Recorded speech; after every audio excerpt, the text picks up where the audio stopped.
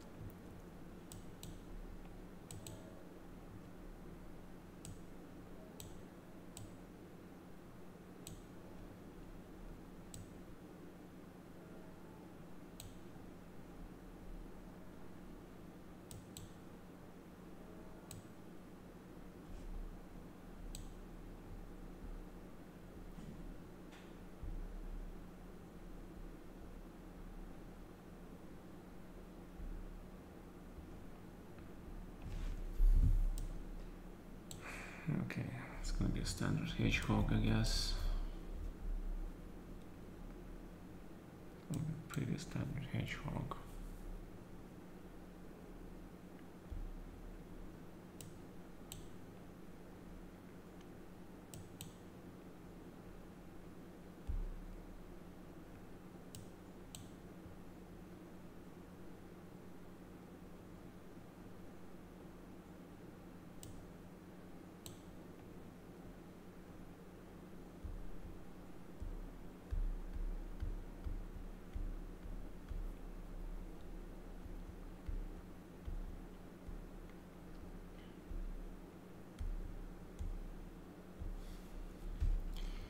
It'll be a pretty standard hedgehog. Hello, Mr. Delman, thank you.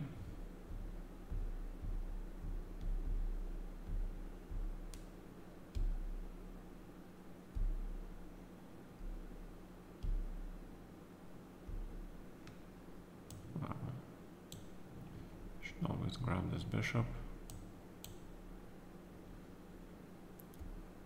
Now that we have a pair of bishops, I'm pretty happy. I'm pretty happy. So I wanted to copy Magnus and play king h8, rook g8 and g5, but he didn't let me.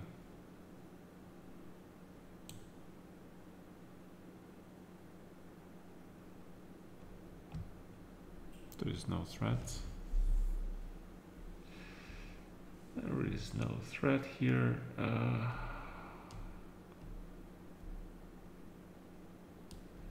92, b5, take, take, knight b6. It does look a little bit unrealistic, yeah.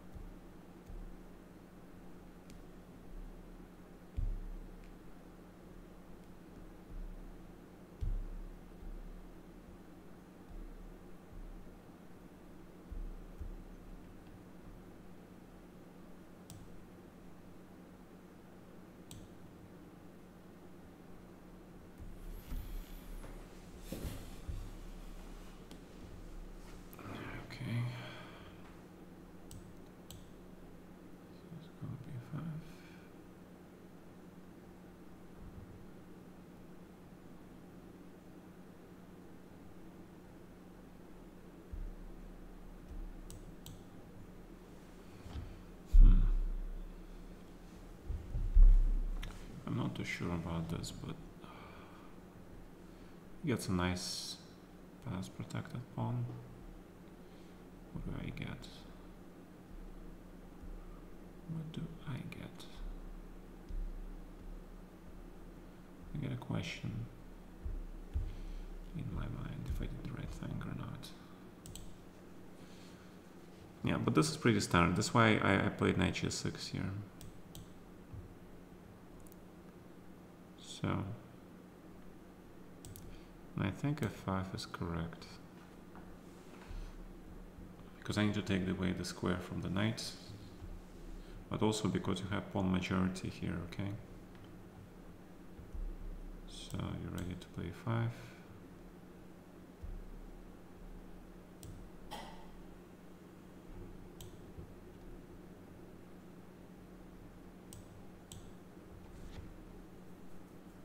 This looks pretty good now, yeah.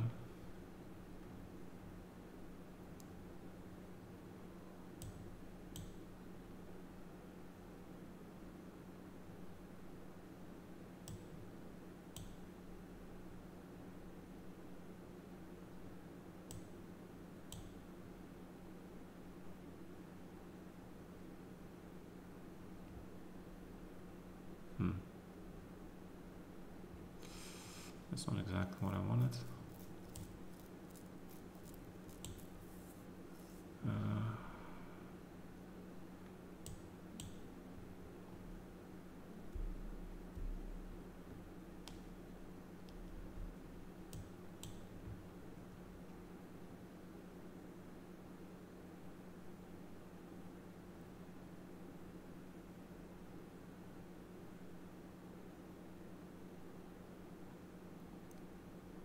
Yes, knight on d3 is my man.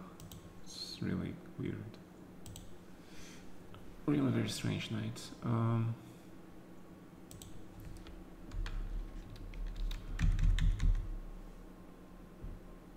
bishop c6. The reason I played bishop c6, I wanted him to play b5 here. So my knight gets the square and then I just go back. Then it's okay, so knight b2.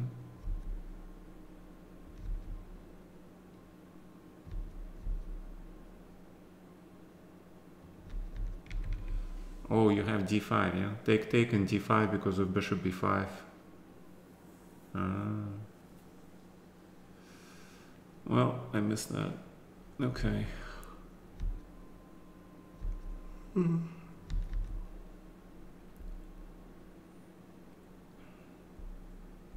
knight a5. Or bishop h4, bishop d8. Oh, I forgot about bishop h4. Bishop h4, you provoke g3, so your light square diagonal, yeah? This, provoking this, so your bishop can later play along this line. Okay, I didn't see knight a5. Yeah, here I didn't see knight a5. Knight a5 is very strong, even though the knight is on the rim, because you have this idea.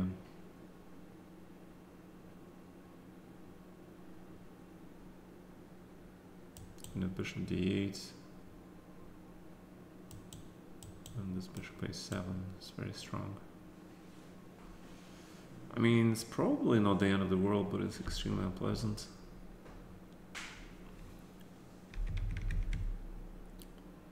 That's why the computer takes and plays f5. Because after this, black is fine, yeah? Just better. See, one move all it takes. f5 I think is reasonable. Rook d8, queen a8, bishop f6 is also pretty good. Alright.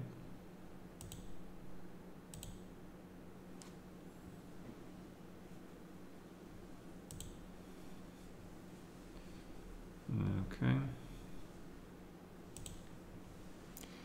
Hello, DJ Army. Good start. Is okay. I wonder how many of these people are playing in the Rapid Championship tomorrow. What is tomorrow, yeah? So they have plenty of time.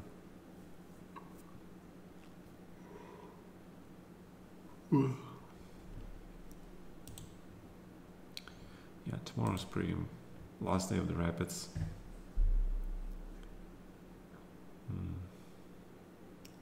So Naka is +2. If he starts his good finish, which he is usually a good finisher, if he goes for +3, +5 will be perfectly good for him. But there are only 4 games, yeah. So he needs to win like he needs to win like at least 3 games out of 4 to get in the good result. Because Magnus is +7, yeah. It's absolutely incredible. And second place is +6. And they will probably keep on winning. So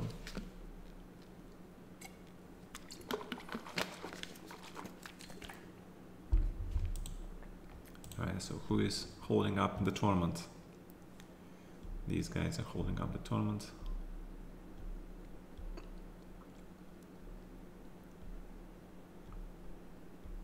Alright.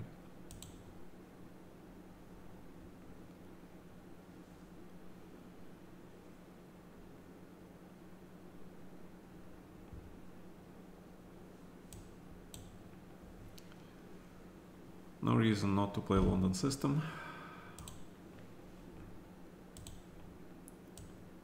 No reason at all.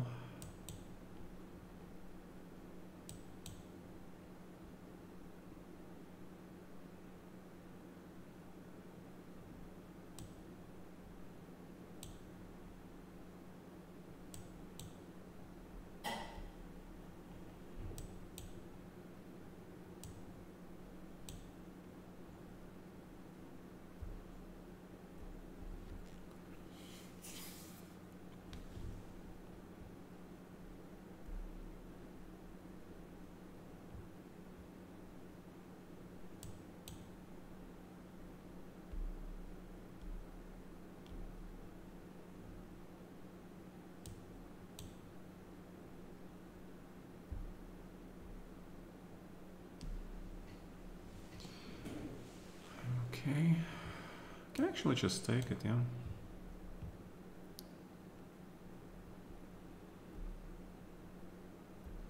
Perfectly normal. Move. Take, and the standard queen a4. Similar thing, yeah. Take.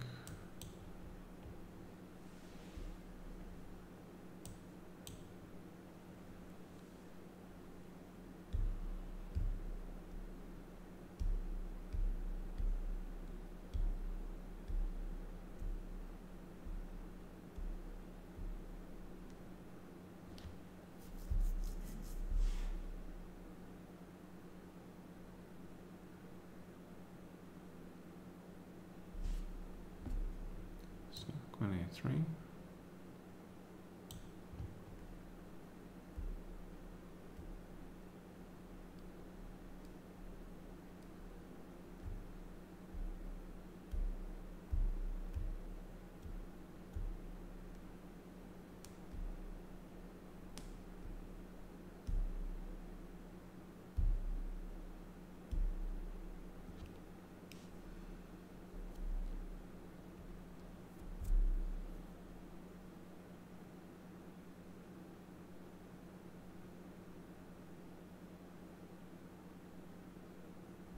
Because queen a7 was c4, yeah. So that was the question. Can castle, no need to rush.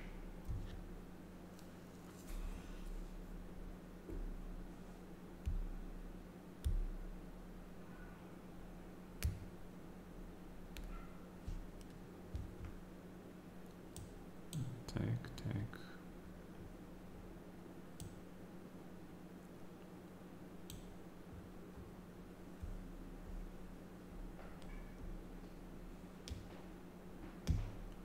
That pin stays. That pin stays.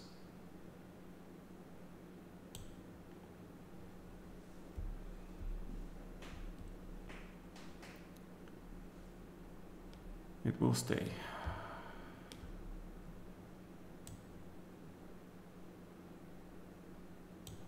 plus. Okay, maybe I'll get this pawn. So we have another pin. Can he unpin it? I don't know.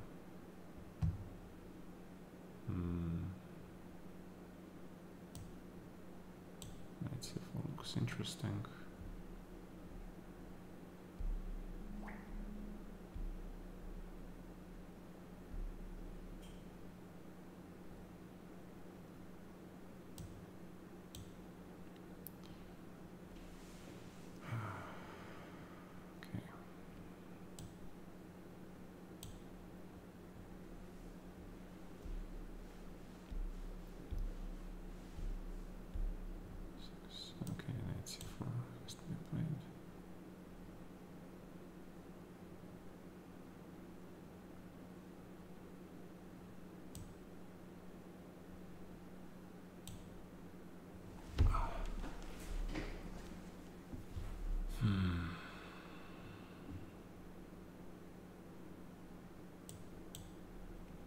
I mean, this should be winning somewhere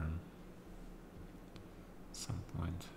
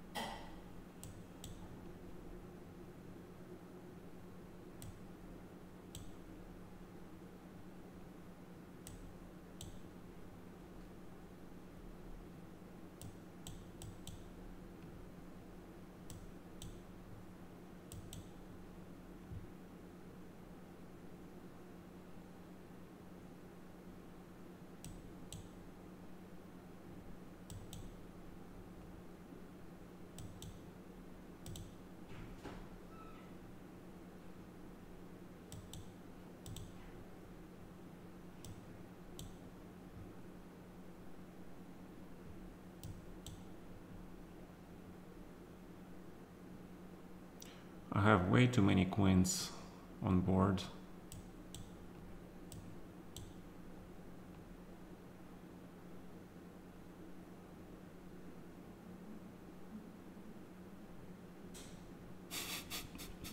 That poor king.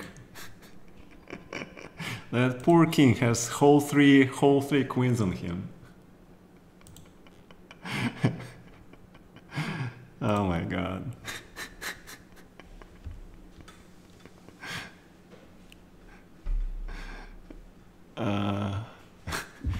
Three queens on ganged up on that poor king. In the street vernacular, that was an awesome gangbang. Yeah. That was an awesome gangbang on this poor king on h5. Well, it's not even ménage de trois, yeah? It's like four pieces there. Yeah. Yep. All right.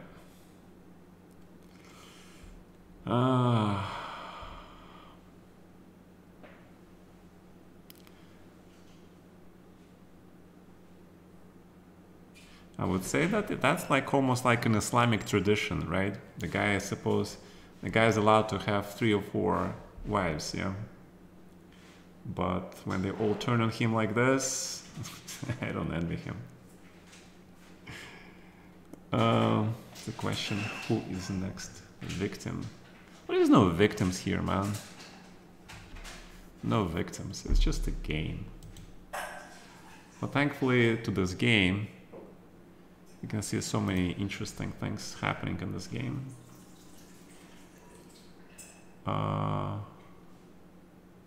Wait, where is my tournament? Wait, what happened to my tournament? Connection was closed. Wait, what happened to my tournament? There he is, okay. My god, I missed it. Alright, black is absolutely winning. If there was no deep one, it's a draw, but there is a deep one, man, right? So you have no chance. And bishop d3. Nice. Nice.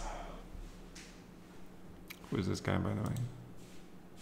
Santiago Avilia Pavas, Liga de Valle. Atakish. I like that name. I like the Atakish name.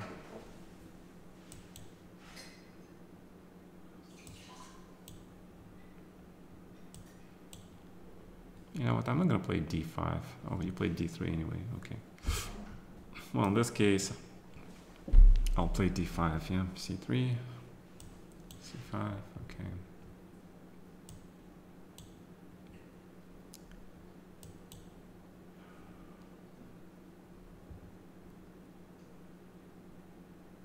Just play normal chess. Just play some normal chess.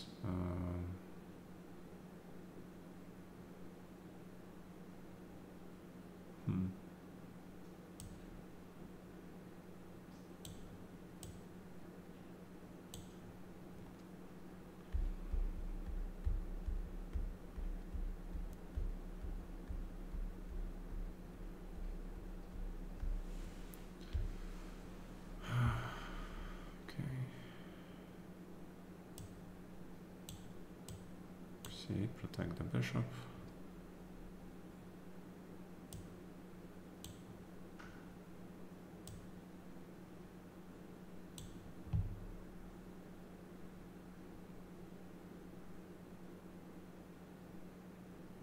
I don't want to take this pawn, I don't think so.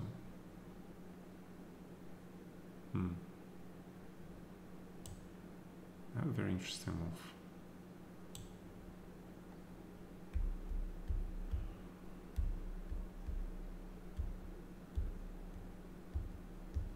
Very interesting move. This is a standard idea how you avoid this bishop trade, okay? If you want to play for a win.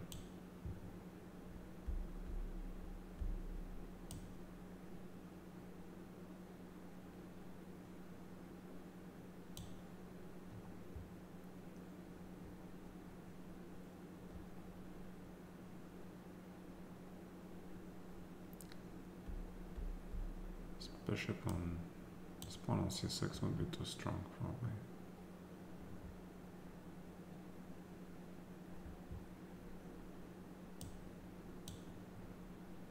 Alright, this looks pretty cool.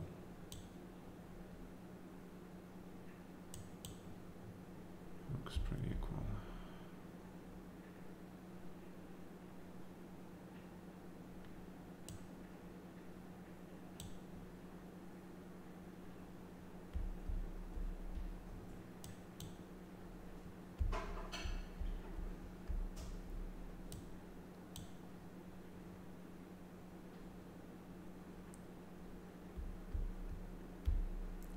This queen on a3 is kind of a little bit out there, yeah. So we might use this opportunity to create some threats. The square is a little out there. It's not doing much.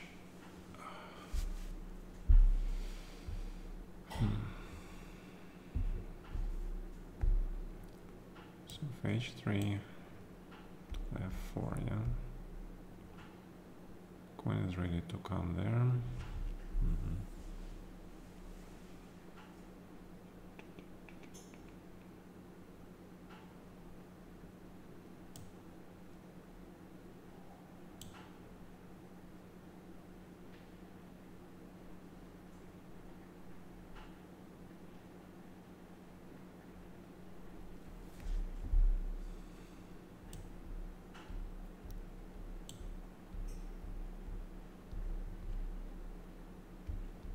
Pretty good defense by this gentleman. Pretty good defense.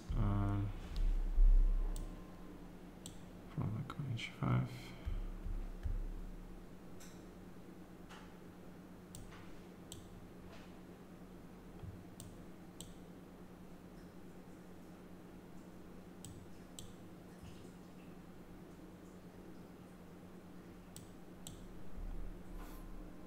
Okay.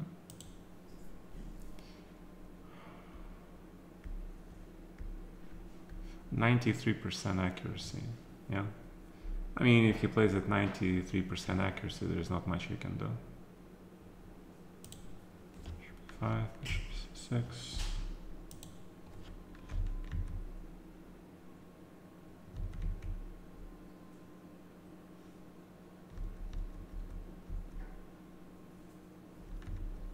Yeah, so the only problem is here, yeah, I should have taken on e4, of course.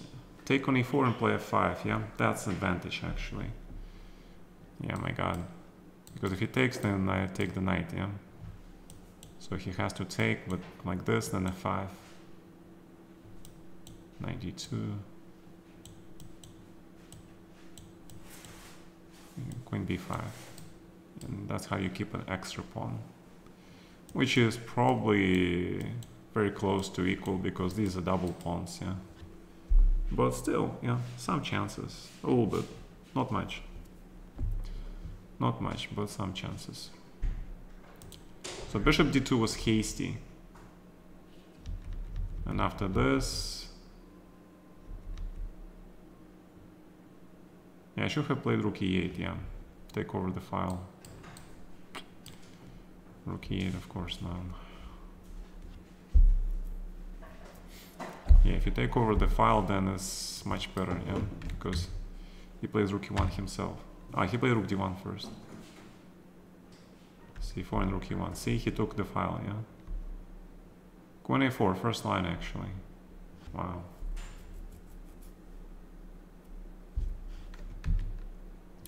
He plays first line move.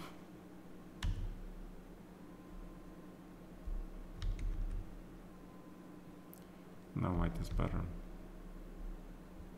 Probably I should just take on g3 here and play this position.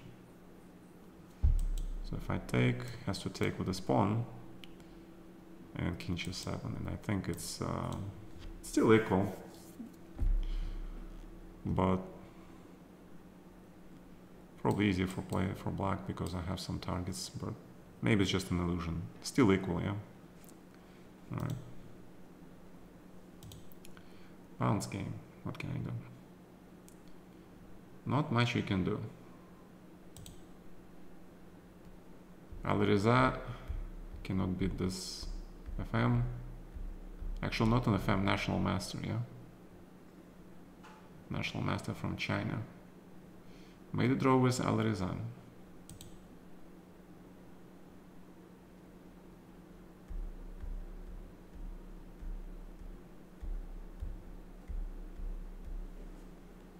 Just make a draw, yeah? Take on a5, take on g5, draw game.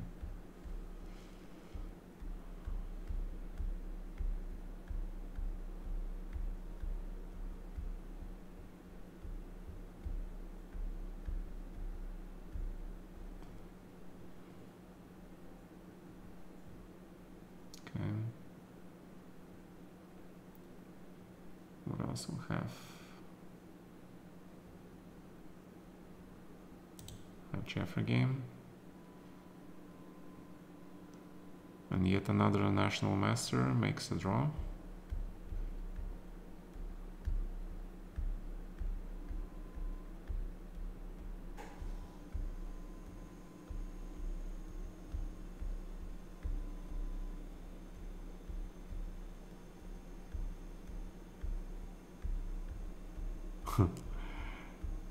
Yeah, there is this defensive posture in rook and king versus rook, right?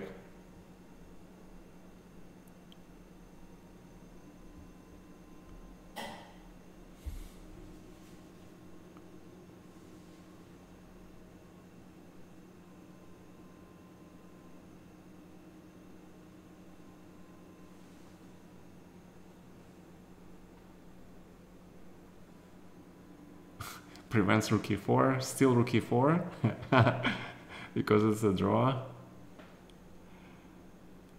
No rook e4, no rook e2, yeah? Okay. Rook e2. Oh, the rook is switched to c2.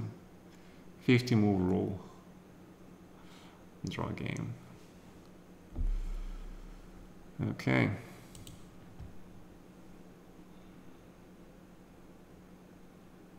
Best Yasnar Fiji. Wait, it's my move. But you see, national masters are making easy draws.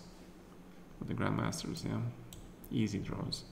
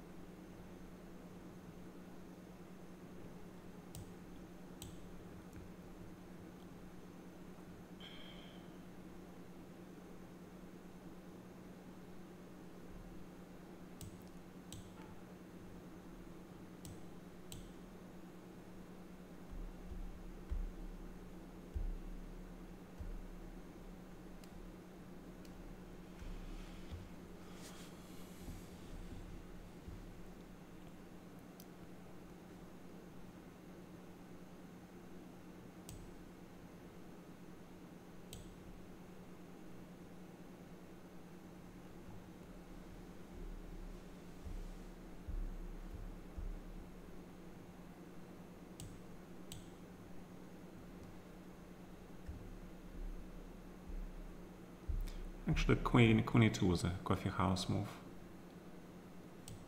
It was very much a coffee house move.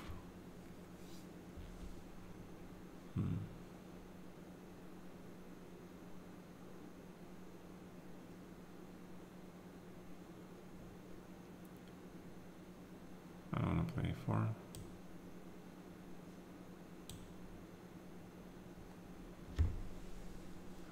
Queen e2 was a coffee house move, man. It's really not that great.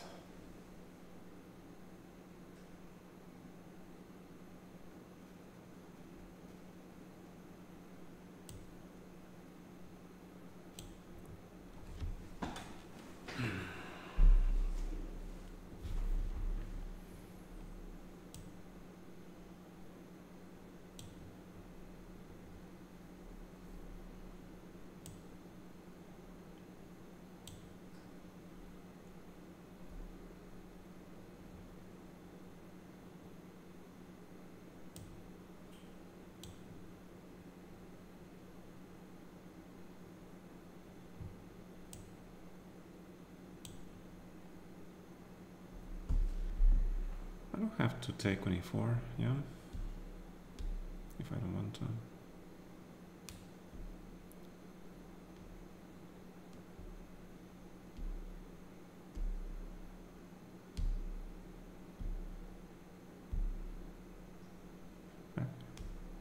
Actually, I could have taken it.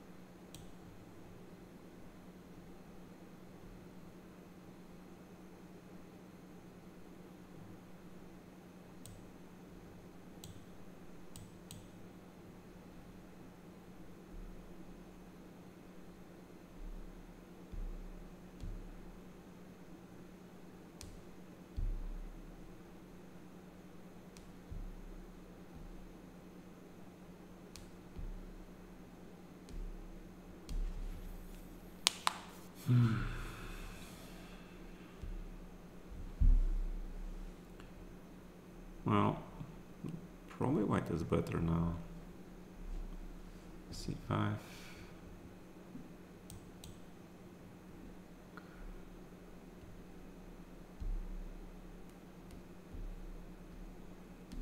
think white is probably slightly better.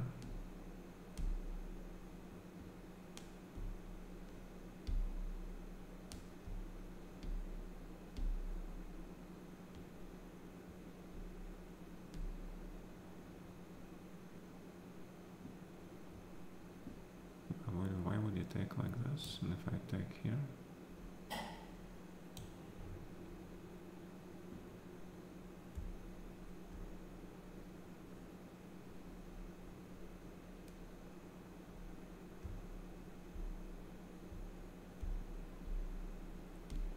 Why don't you just take? I don't understand. I do not understand this trade. Always, almost always you should trade. You have extra material.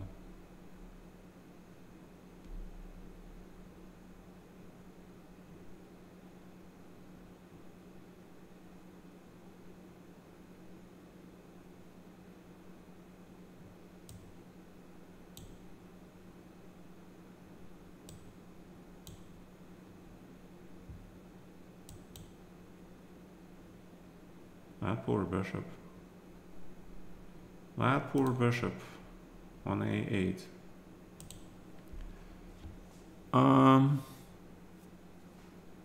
No, the gems don't earn the salary at all.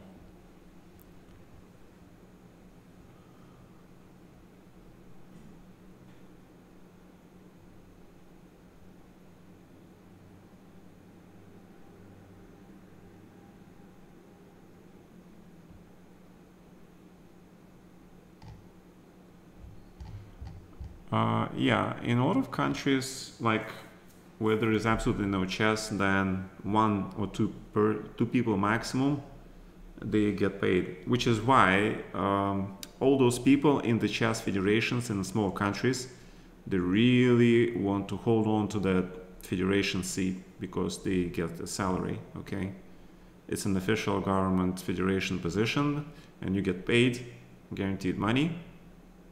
And you have chance to exercise your power, yeah.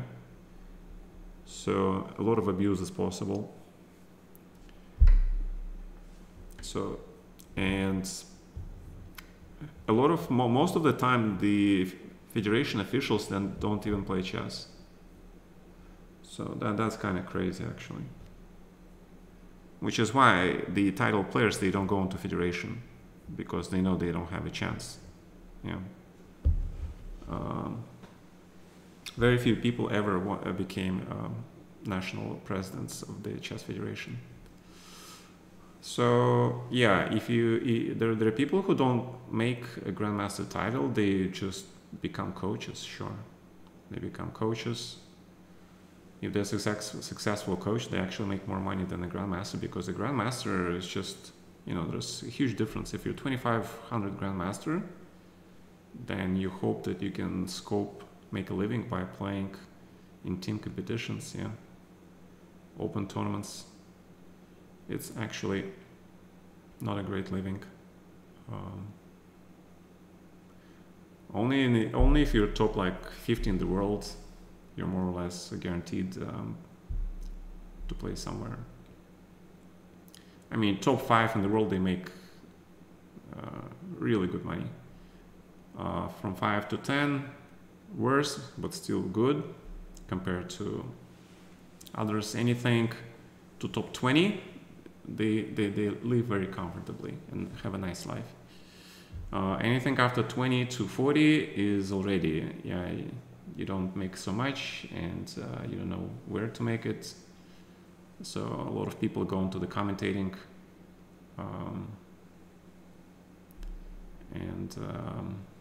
again, top 100, probably streaming and commentating, yeah, is the best thing you can do. After that, you just playing in the team leagues, hoping to catch a break somewhere here, there. So you barely, yeah, you make your ends meet, okay. Yeah, but that's like everywhere else, yeah, probably. Probably. You seen this Virapur left the Hungarian Federation? Well, people said that he left because he had no support. There's no support, because the federation people, they, whatever money they get from the government, the officials want that money. They don't want to give the money to the players, you know what I mean? They want that money themselves. I'm not talking about Hungarian Federation, I'm talking about the trend in general. They get the budget, and, you know,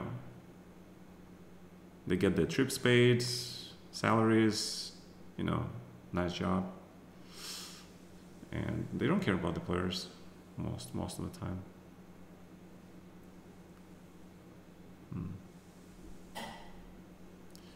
They care, I mean, about the top players, okay? They care about the general scholastic level of chess. They make sure there are some organizers, there are some kids chess, and the more the better, yeah, because it shows like they do a lot of work, yeah. But if you're a top player, you're on your own, basically. So it makes a lot of sense for the top player, because the top players, they actually need way more resources to go for the World Chess Championship. As far as I know, no national federation ever like supported hugely its player to become the world champion. There's no such thing. I don't know of any federation that would do a thing like that. Not in the American Federation. I mean, financially, okay? Never happened.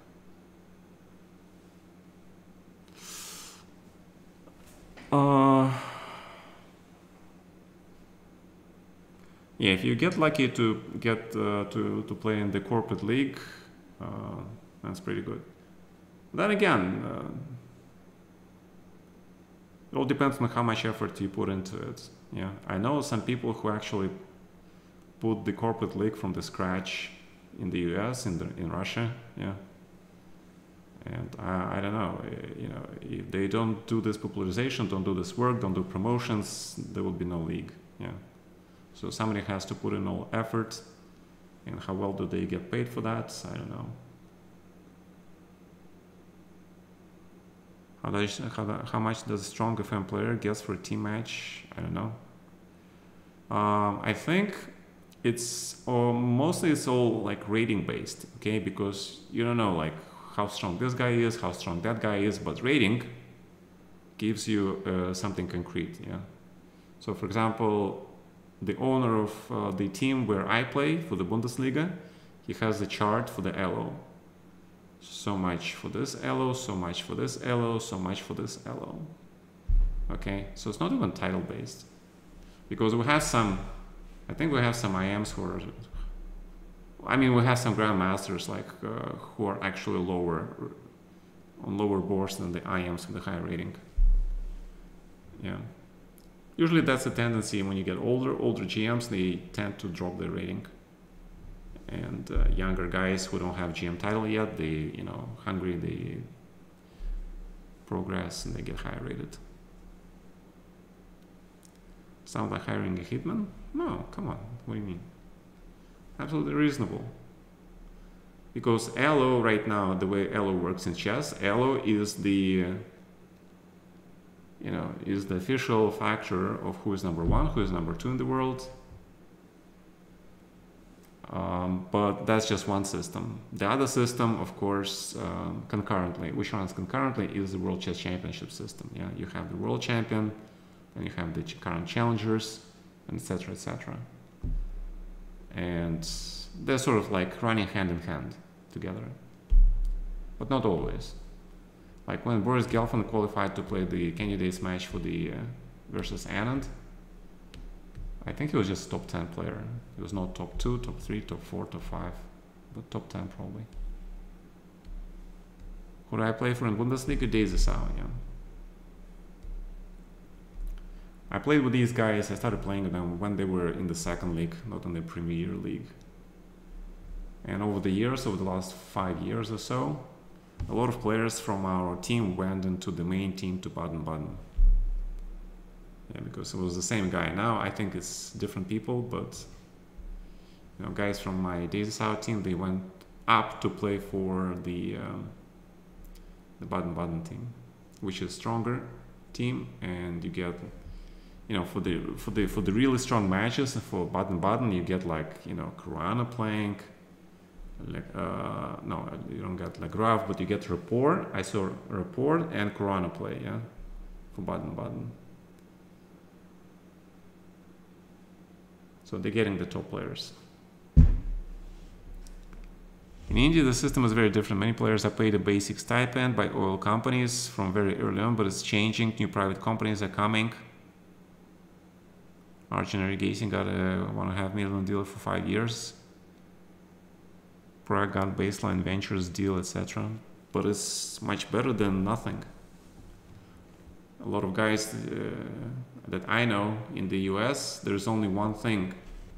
For the juniors in the US, in the richest country in the world, you have only one chess stipend, Sanford Fellowship. That was before the college, before chess and college program started. We had only one stipend for all the talented juniors. Yeah, it's crazy.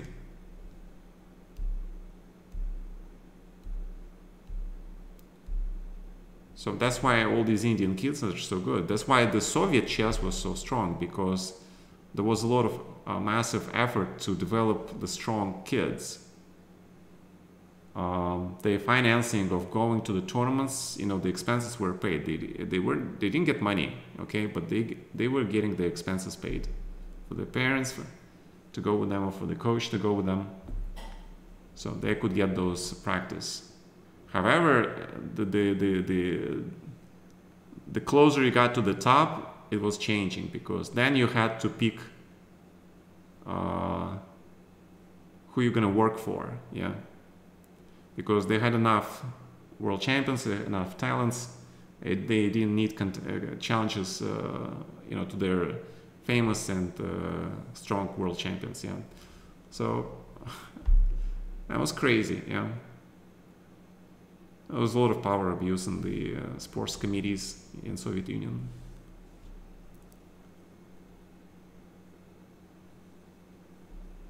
Yes, it is an industry with a lot of faults and problems.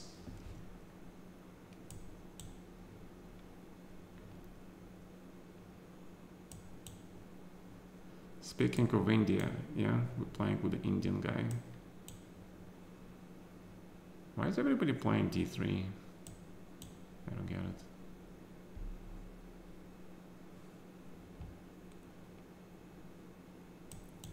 Well, I'm gonna play c6.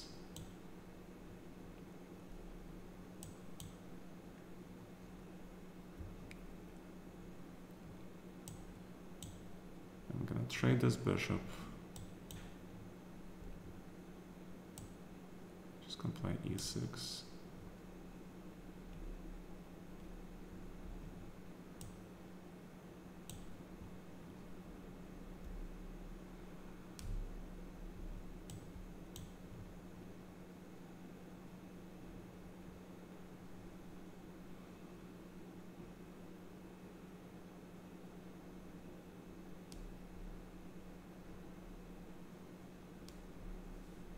Yeah, this is actually the best. Otherwise, I play d4, yeah? So knight d3. Bishop h6 looks very interesting. And so does c5, but bishop h6.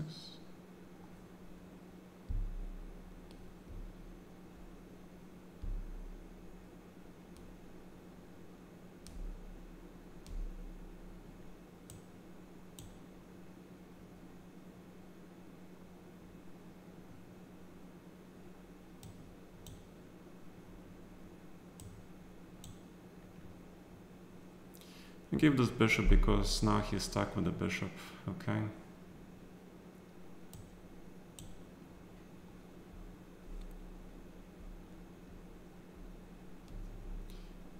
Well, you know where the knight is going, okay? So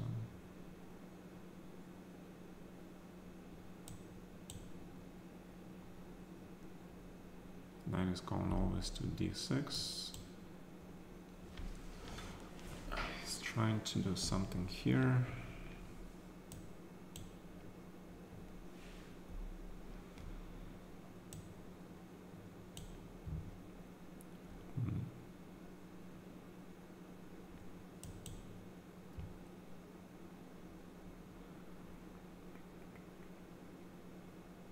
This guy's playing really fast.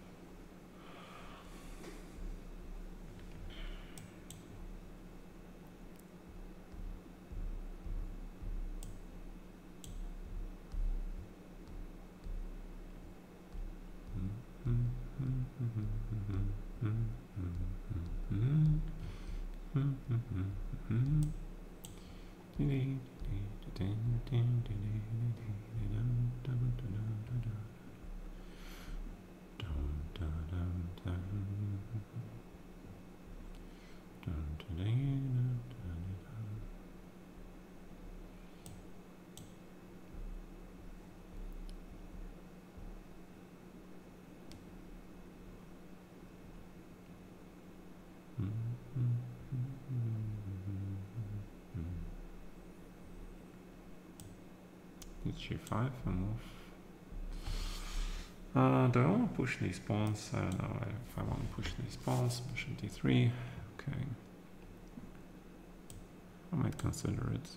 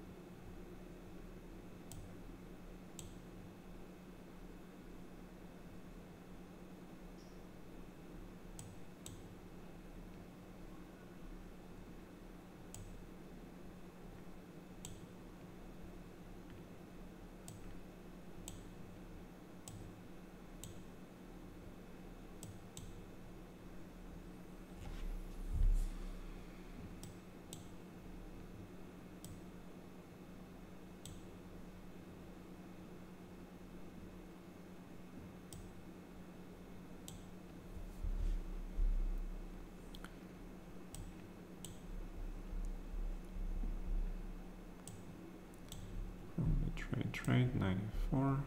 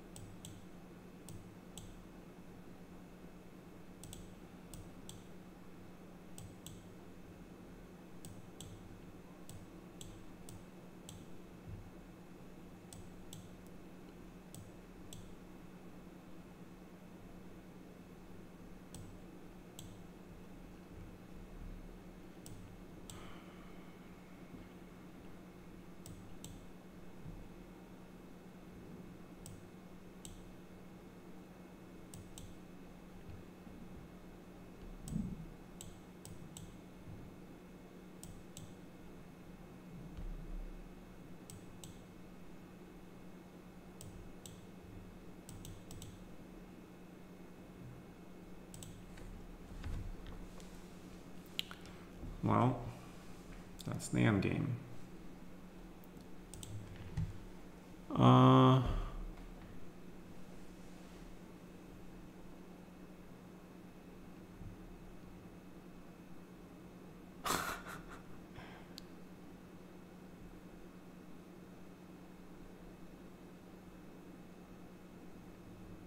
And the Academy got a huge sponsor from Westbridge Capital and takes care of all juniors' needs in the Academy. They don't have to worry about anything apart from playing. Yeah, that's actually pretty good.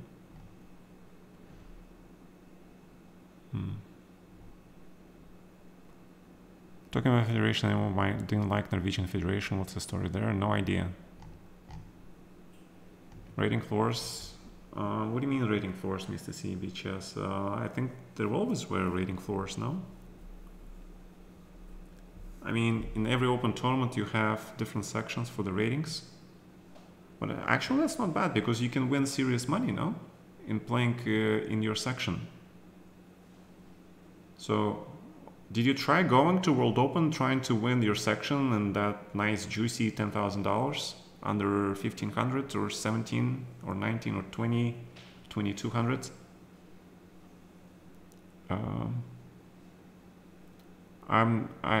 It was a long time since we played, so I don't remember your strength, Mr. CB Chess.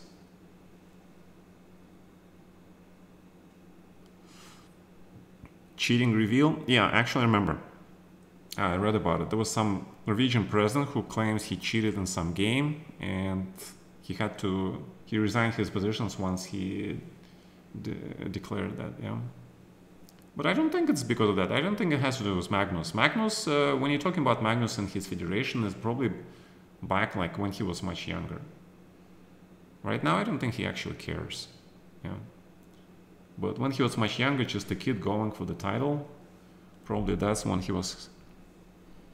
Have I been contacted by any league to play Pro League? No.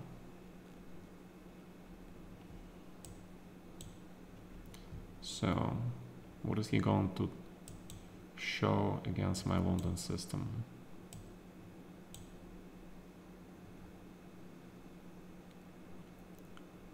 What is he going to show?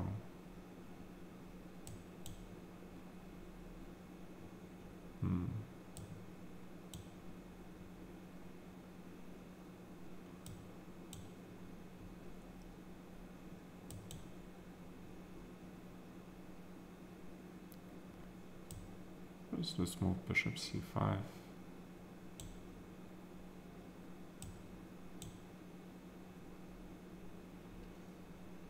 Yeah, I want to go into the endgame against this guy.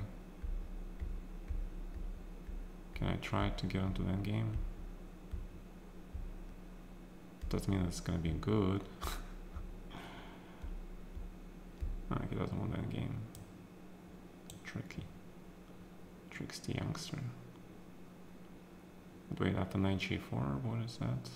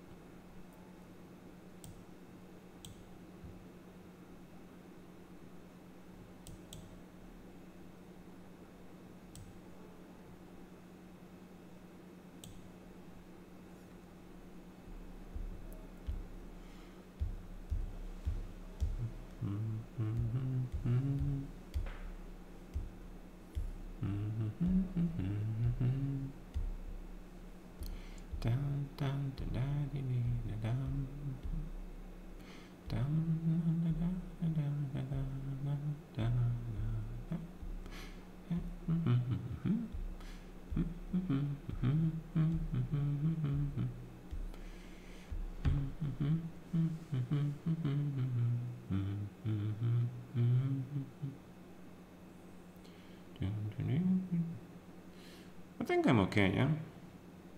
I have pair of bishops. Pawn on g4 looks pretty damn cool. So I don't see problems for me. What is the problem, man? He's probably calculating some sacrifice or something. Knowing Firouzja, there probably is some bloody sacrifice in the works. Like 93, queen f3, blah blah, yeah. Bishop c4, knight g2, so that's the problem, yeah. That is the problem. The problem is this knight. So let's play knight d2. Now we're ready to play g3 next move. Or actually f3. We can actually castle here, yeah. But I like to kick this knight out. He's extremely annoying fuck. Knight d4. Probably is the threat.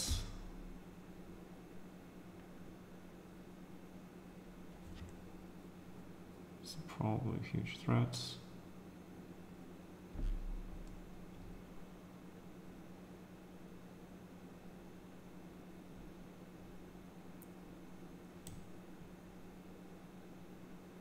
And if I can castle short side, that's just great.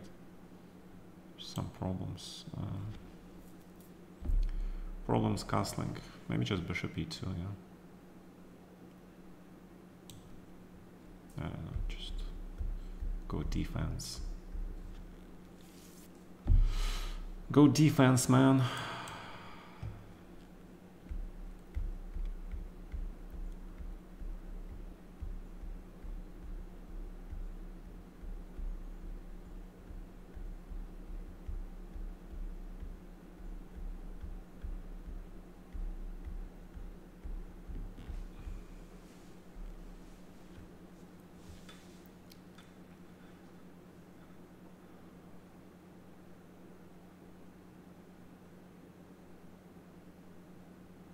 Go big or go home.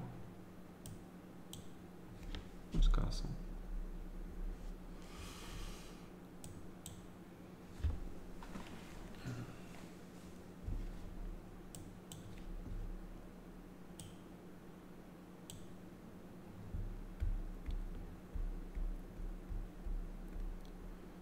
I like Spanish game.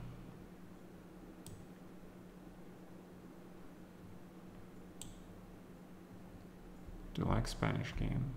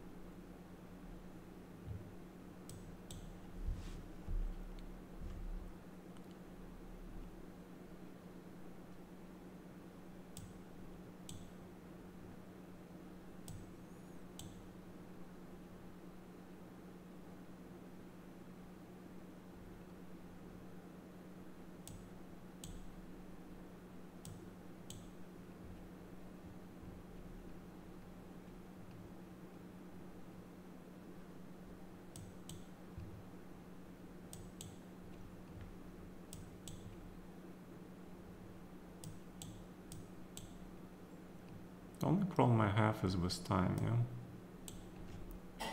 It's a small problem with time.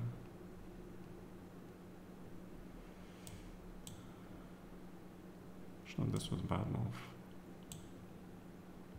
This is a very bad move.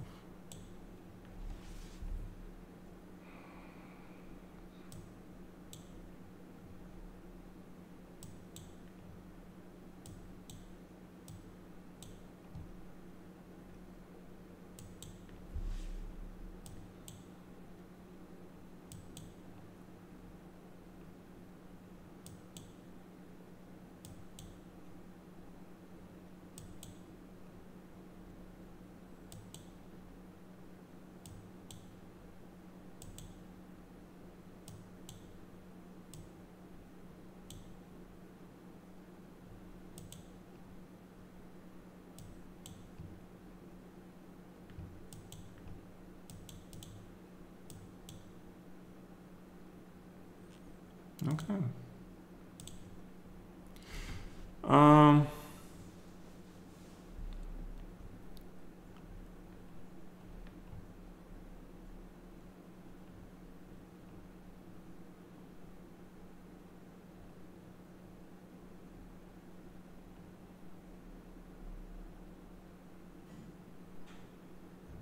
I don't know.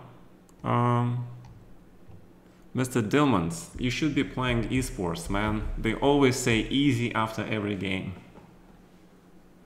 Alright, thank you so much, Mr. Inverse Desire. It was full control game, yeah?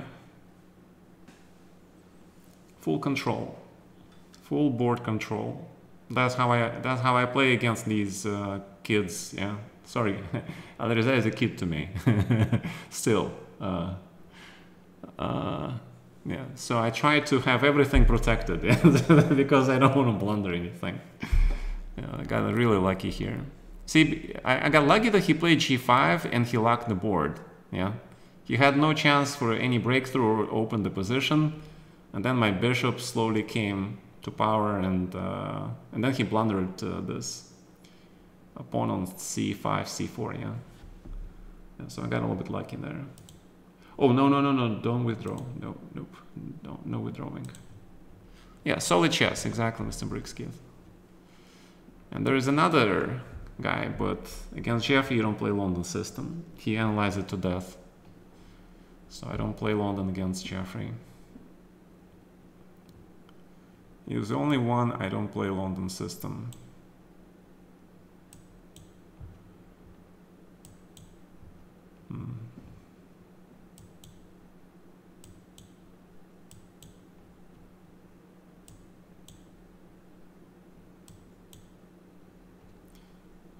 God, he plays this line. Jesus, I hate this line. I can't stand this line. This is so freaking theoretical. This line is so freaking theoretical.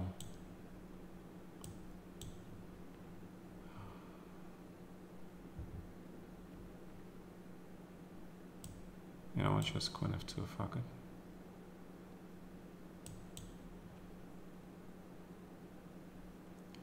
Fuck it, just go into the end game.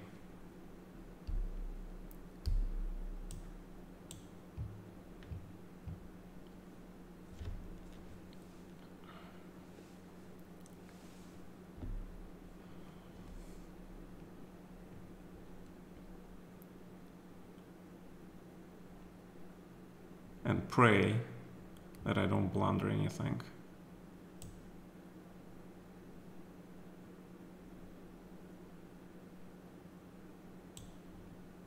Centralizing king looks like a good idea.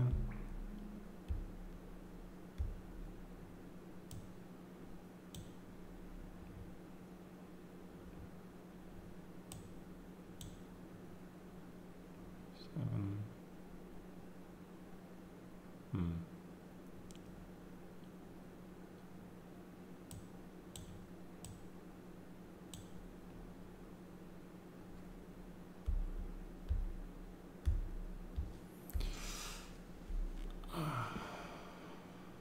Yeah, I need not to blunder stuff, okay? That's what I need to do here. So, and my knight needs good squares. So maybe bishop b6.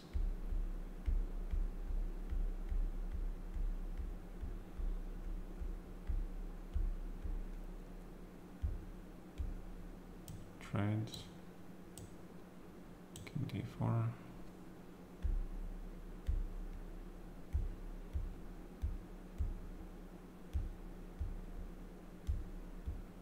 Ideally should be knight on d4, but king on d4 looks okay.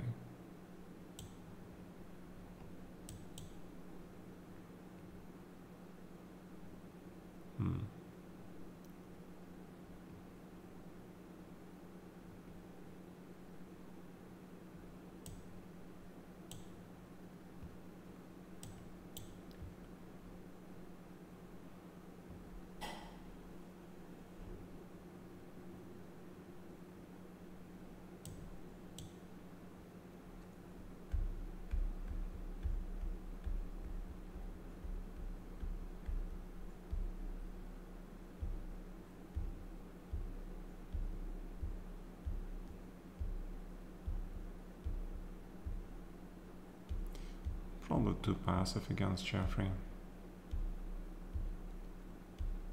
It's too passive of a game. Yeah, I'm playing too passively.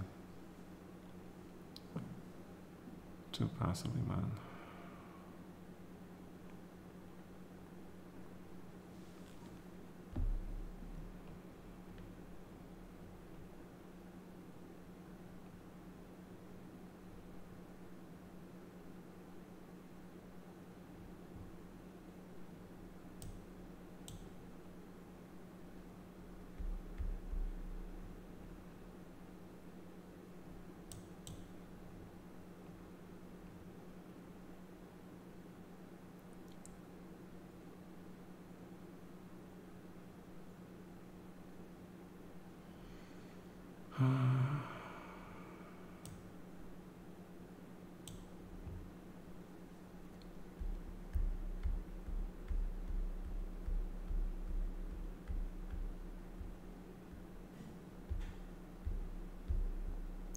He has a pair of bishops, which is scary as heck.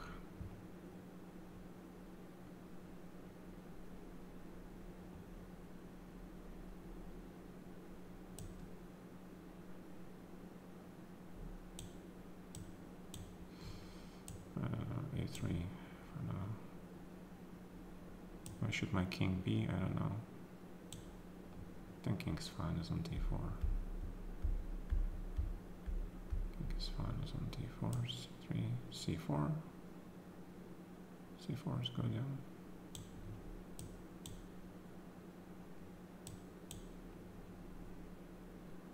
c4 is good.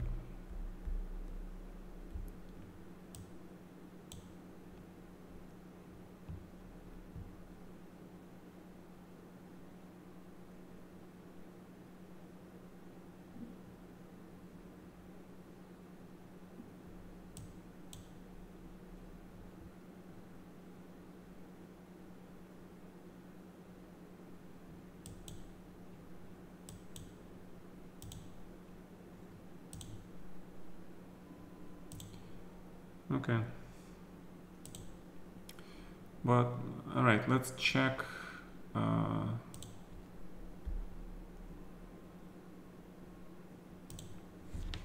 So, oh, rook b8 here. Yeah. Because you get to trade the bishop, man. Jesus, I missed that. Because you get to play bishop b6, okay. Yeah, I missed the tempo. Because he has to play this, and after this, you trade this guy, okay? And you get to play this position, which is a little better for whites. Because you're just on time to run with your king here.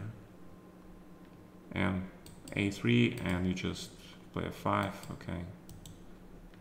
Play g6, you can play knight d1.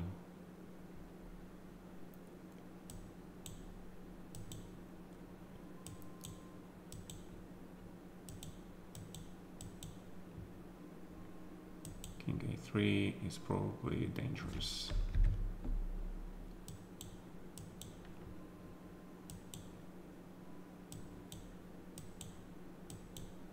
So you see this endgame is fine, okay.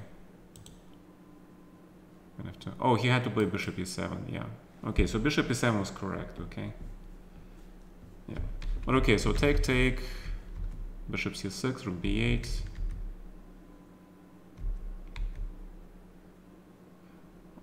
Yeah, why I didn't play bishop b6 here? What? Why I didn't play it? That was my idea. I don't understand. Because now you play this.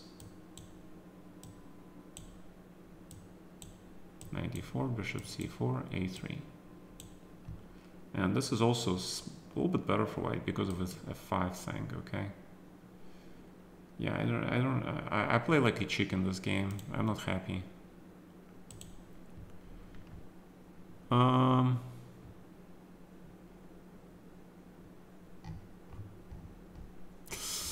I played really badly this endgame.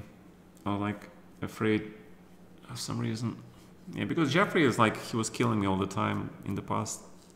When I played London System, he analyzed it, and he's an opening prep specialist. I consider Jeffrey as an opening prep specialist. So I needed to get something out of the regular opening. And I think last time against e6 I took on d5, so I'm pretty sure he prepared that line. So I didn't play d5, which usually I play. So I played knight c3, the main line. I was very curious. So he played this line, and this line I remember from... I played the game against Shimanov in this line in 2013. Which was only 11 years ago. Damn. You know, 11 years ago seems like another life, man. My life was so vastly different then. I was 33. No, 33 I was in 2007. I was 39, yeah. I was going through the midlife crisis. I had terrible luck with women, which was really bugging me. I was looking for the one. I was running into other women, which causing me a lot of problems. Because of those women, I made a lot of mistakes in my chess career.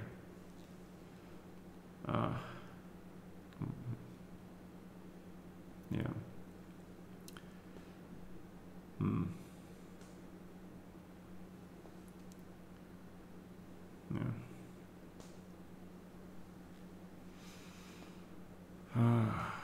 Well, what can you do? Tell us more, can't stop there, what do you mean? And then I was expecting somebody to pipe in and say, hey, I had the same problem, dude. No. But really, for men, like, what rules the world? Yeah, it's the same story. It's like ageless story, right? There are three things in life which matters to a man: money, woman, and personal career. Yeah, come on. What are the things we can possibly think about? Unless you're a statesman, yeah, you're thinking about the overall state of the humanity, of being like a philosopher.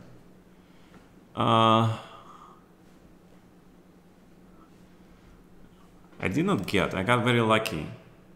Oh, I agreed. I'm not playing this anymore. Yeah, I'm not playing the c5 anymore.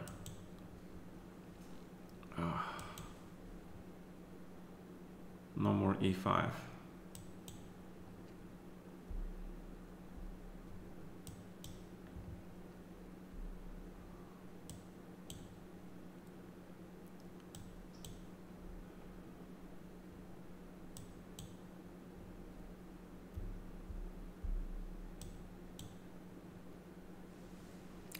Bishop e2 stops whatever he thinks it was stopping, yeah.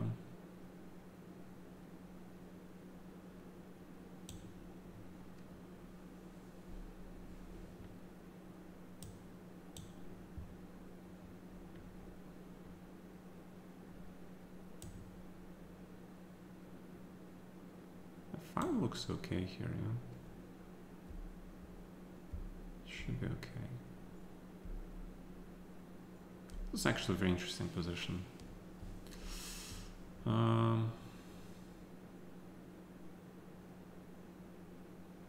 If knight f6 back, just play normal chess. B6, maybe bishop d7. Can take on e4 also, yeah.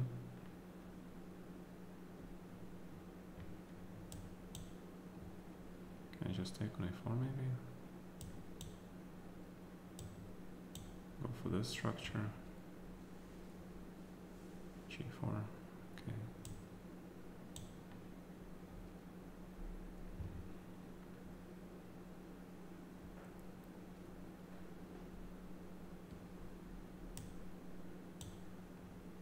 It's very important to trade this bishop. I cannot stress enough how extremely important it is to trade this guy.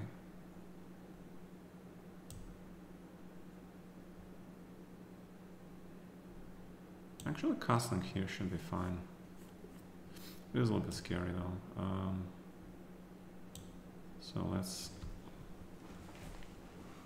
let's put the king into safe mode.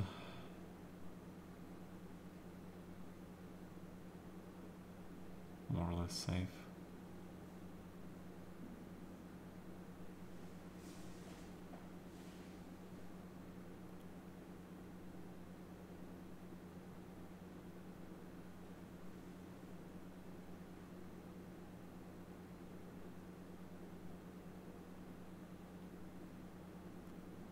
G5.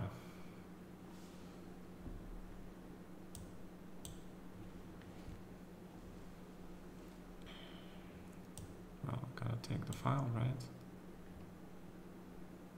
I gotta try to take over the file.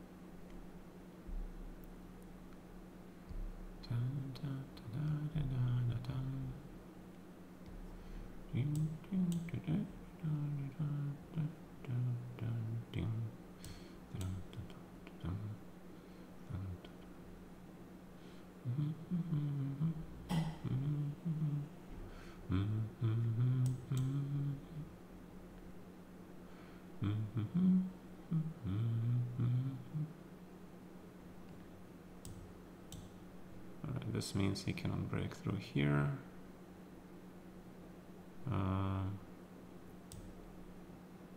C5. Lock the position. I'm not trying to win this because he's been playing very accurately. Yeah. Okay. That's fine. Alright. This guy's actually had 6.5 out of 8. Wow. So wait, what happened to Alireza? Did he quit the tournament after that? Really?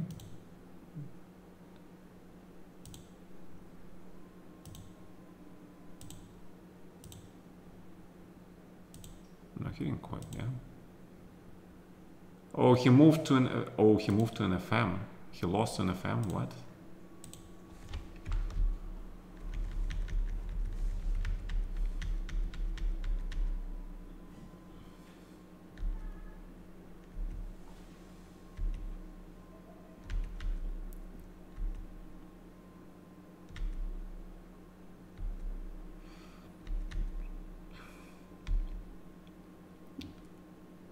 This FM missed rook c6, winning the game. Guys, you see this, right? Rook c6 wins the game. Attacks the bishop and the knight. And the bishop got the safe square in a5, and now it's unclear.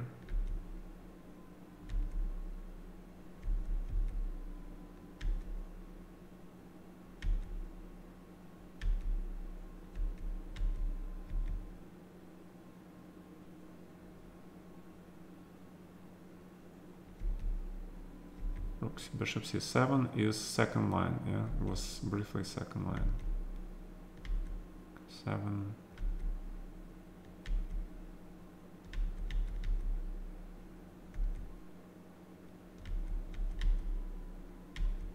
Yeah, this guy is very suspicious, to be honest. This is a very suspicious person. Very, very suspicious. Yeah, this kid probably wants attention. He should report it, actually. He's playing like a frigging engine.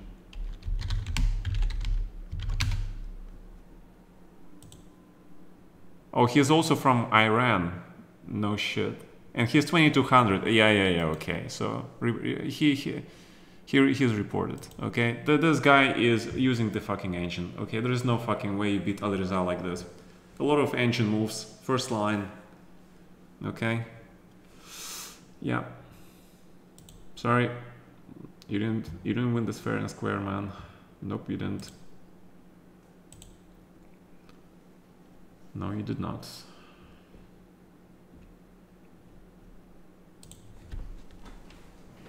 Wait, we saw this game.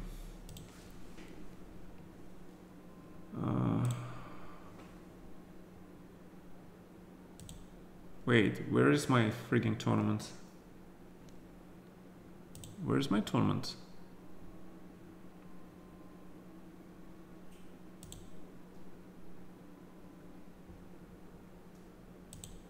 Wait, how many games we had? We had 8 games, right? How many games? Yeah, so we have a break.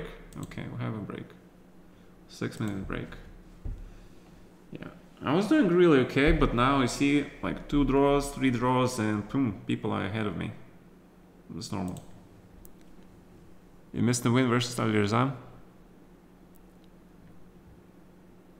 Exactly, Mr. Steinbush, exactly.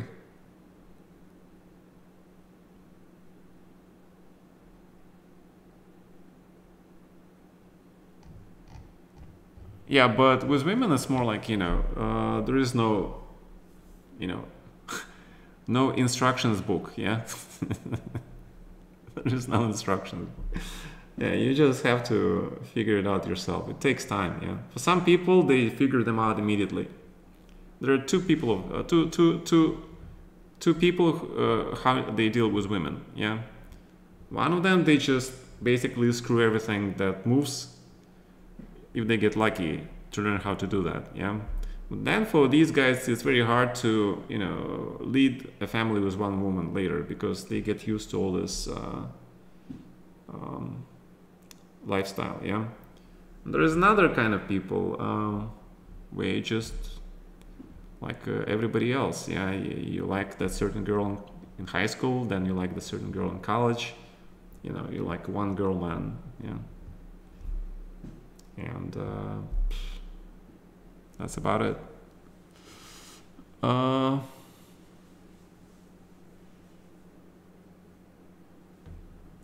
You're definitely part of this Screw Everything That Moves group. Well, yeah, again, it depends, man. Yeah.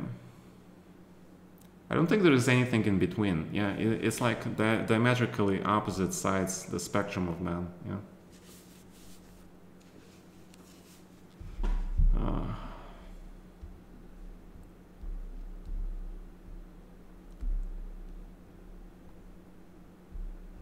But if, you know, the first group, which is spending so much time on women, then, like, what do they actually achieve in life, yeah? So you need to find this balance, yeah? I mean, if you think billionaires are lucky they can get any woman, but billionaires, they, like, have this huge dollar sign on them, yeah? There is no and there are all sorts of people, yeah. It goes to both the men and women, yeah. It's like, it's crazy, it's life, man. That's why we live it. You have to find out for yourself.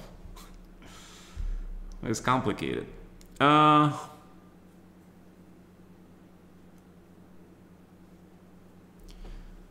It helps if you're super smart, funny, loving, caring, handsome, and rich. If you see this as a problem, yeah, but again, if you just lead your life and then offer a door, you know, to somebody to enter your life and take part in it, I think that's a pretty good idea. The worst thing you can do, though, if you appear needy, yeah, that's like the worst thing. It's like the biggest thing you should not do. So just do what you do, especially if you do something that you like, what you do, yeah. And then you meet somebody who is also into the same thing as you are, and who you find, you know, good, funny, beautiful, and kind, and why not? Yeah.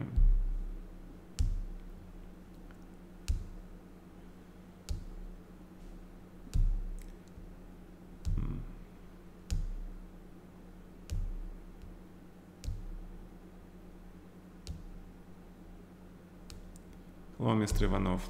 I was in Russia for 5 years, from 2016 to 2021, almost 5 years. I keep forgetting to edit it. But come on, if you are regular on my stream, you know where I live, yeah? It's like, vive la France, come on, man. How do you improve calculation? How do you improve in life? Practice, my friend. Practice. There are a lot of books that give you this practice. Just buy a couple of books look at the reviews, yeah? Buy the top best reviewed book on the positions, which train you to solve the positions, and just go through a couple of books like that. When you go through the methods they describe in the book, and then you go and practice this method in the real life over the board game, you become better. It is actually a very helpful thing to do, okay? Calculation is extremely important in chess. Yeah. Почему не играю сейчас в Казахстане? А на что мне играть? У меня денег нет, чтобы туда ехать. Плюс я шахматами занимаюсь, шансов выиграть что-то нету.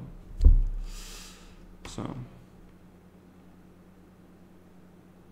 is the calculation something you have to continuously work on? Okay, look at it this way, yeah? It's like one of those habits that you learn, and then you practice, and then slowly it becomes a part of you, yeah? You just get it so deep inside, you do it automatically. So it's like another passive skill you require on your hero, okay? There's some active skills that you have to press the button and activate, yeah? But there are some passive skills. And I think calculation is more like a passive skill. So you learn it, and it stays with you, okay?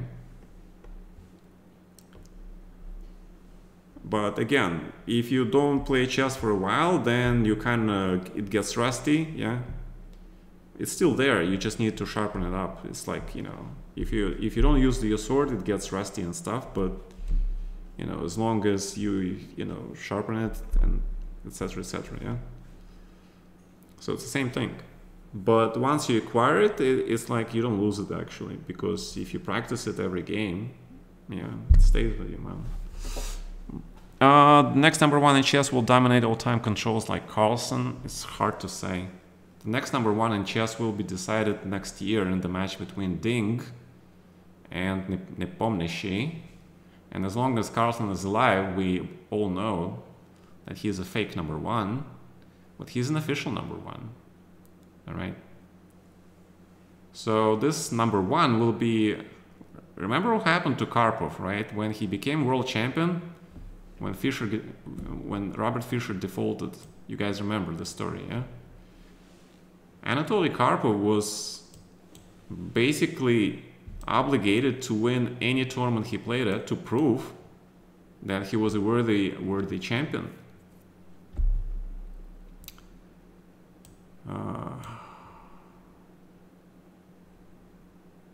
Usually I play bishop a7 here, yeah. I mean, I should probably try playing bishop e7 some point. Bishop a7 I've been playing for so long.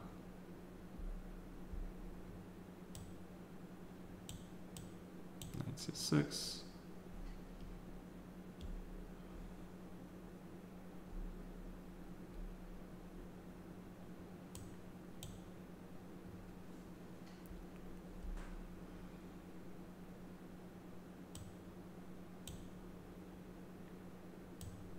I gotta play e5.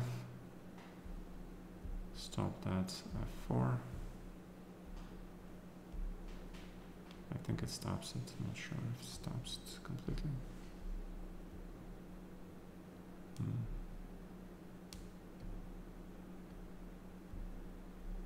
So he's saying I didn't stop this move, yeah? Alright, maybe. Maybe I didn't stop it. How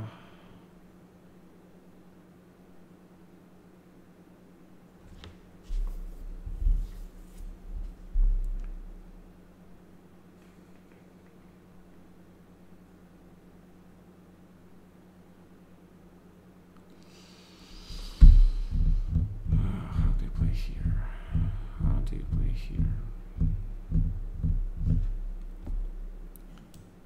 Take, yeah.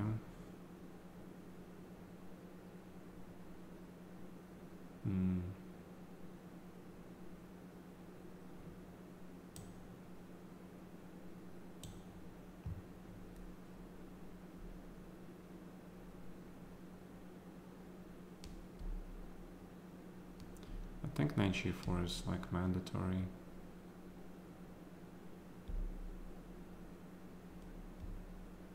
Mandatory move, otherwise he pins you.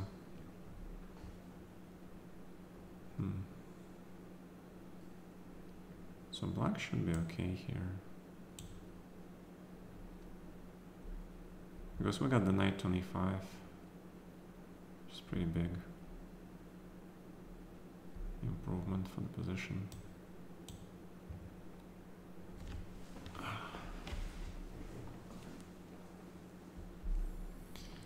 Definitely pin. That's definitely pin.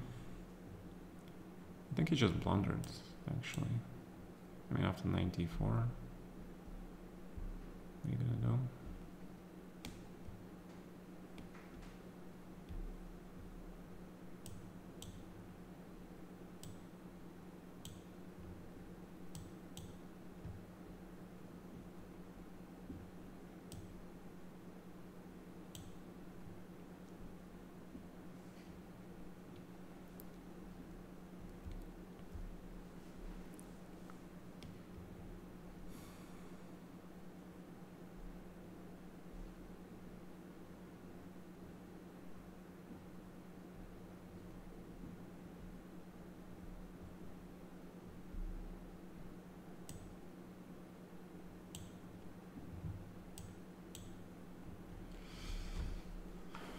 No need to play f6 unless it's absolutely necessary.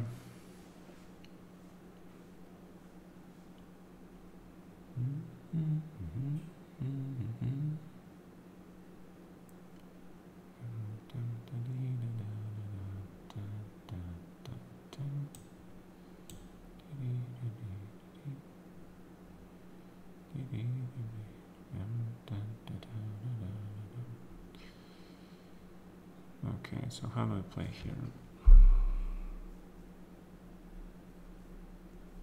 How do we play here? We can probably just play rook e8.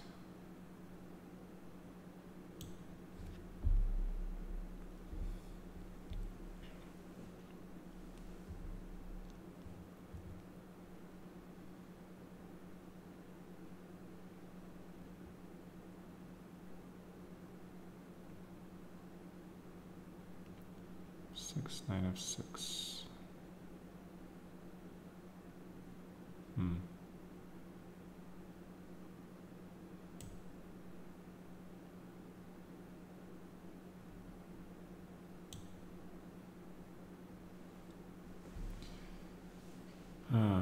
Okay.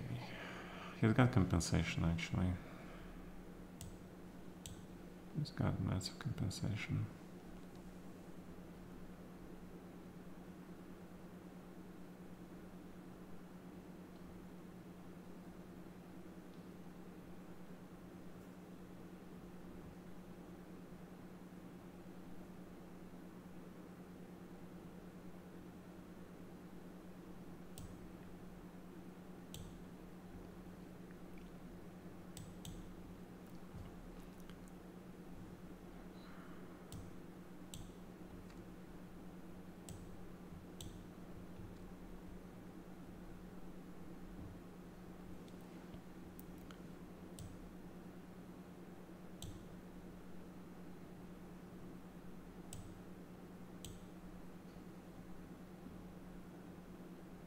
My bishop sucks, man.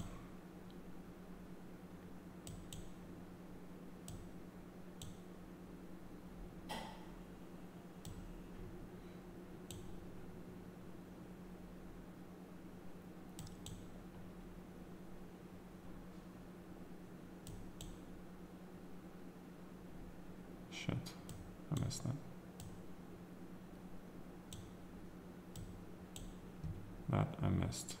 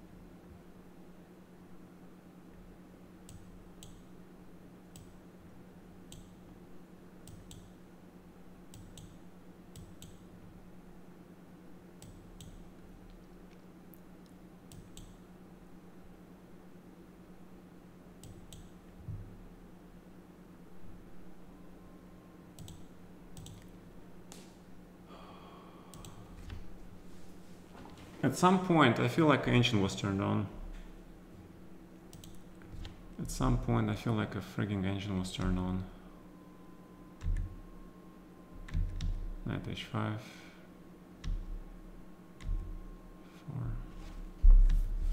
Yeah.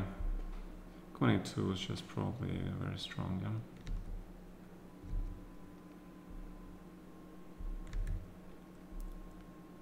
'93. 93 surprised the heck out of me. Ancient move. This is the freaking ancient move. Okay.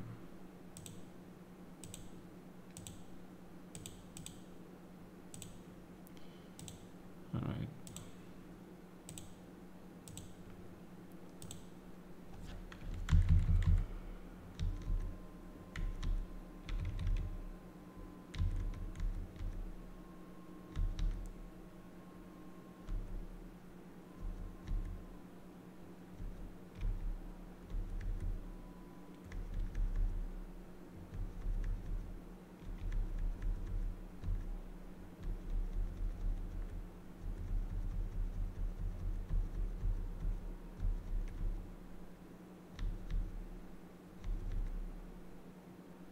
Shit, I knew it. I could play b4 here, yeah. I forgot. The reason is that there is rook c2 here. That's what I wanted to get. And then it's advantage black. But my time, yeah, it's 9 seconds, not enough. So with this low time, I just went for a draw. Because the guy played unbelievably accurate for the last, I would say, ever since he blundered, he played extremely accurately. For the last 30 moves or so, he was playing basically top 2 lines. So, which is what triggered my report. Okay, that's what triggered my report.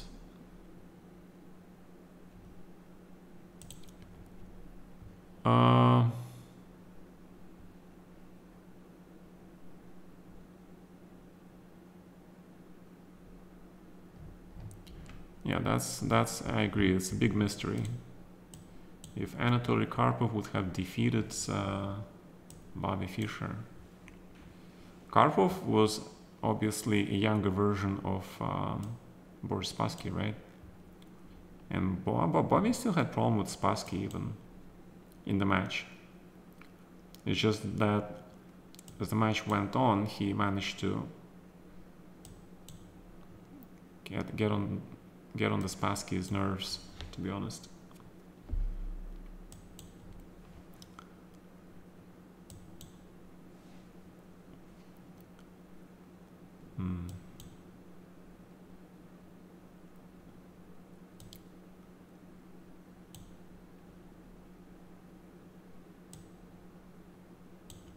You know what? Okay, let's see.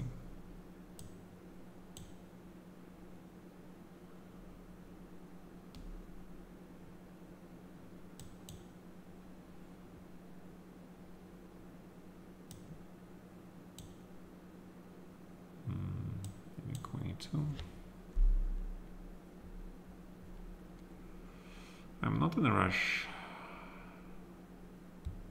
Because if e4 there was some stuff there.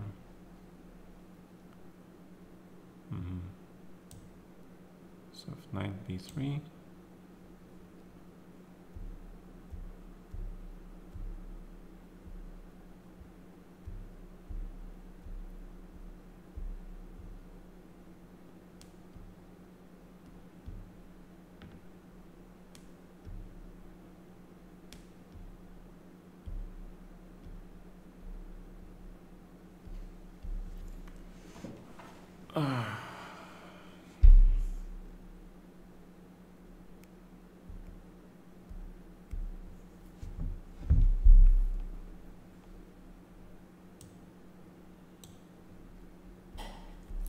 Pieces should be active always, yeah.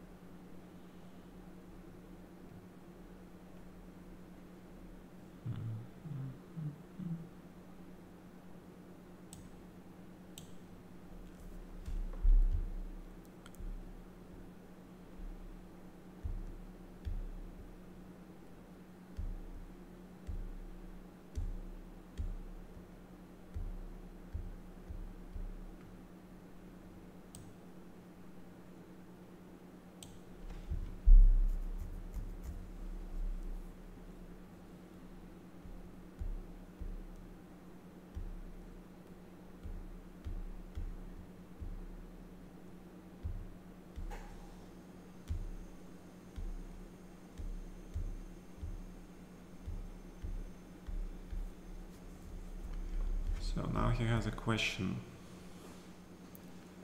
How he is going to solve the problem.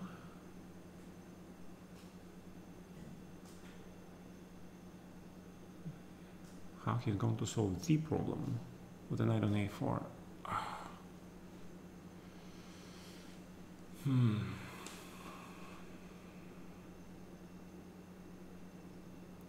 Like in the esports, they say the bishop diff, yeah? Oh, so he is doing it radically. In a radical way, he is doing it, okay. He is doing it radically.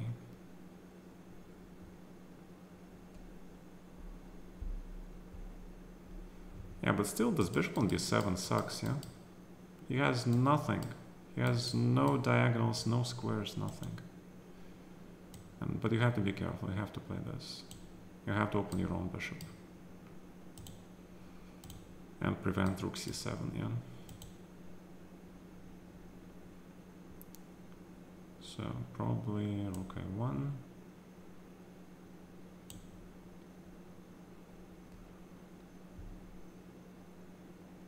Then you have to play it slow. You have to play it slow. Knight on a5 blocks these pawns, which is pretty important.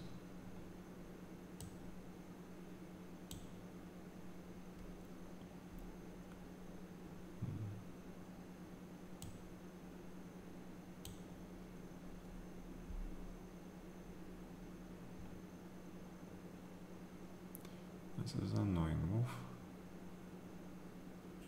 This is an annoying move.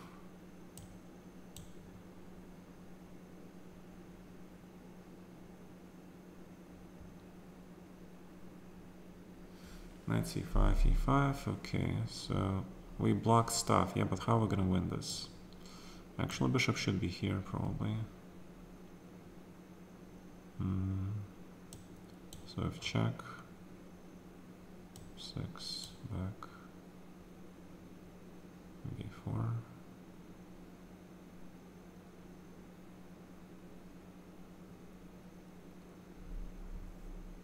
Rook gets to c3 maybe, yes.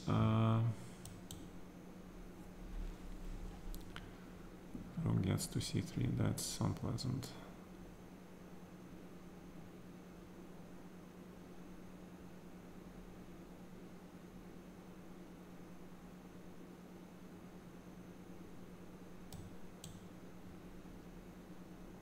Yeah, he's getting his pieces out. I don't like that. I don't like that.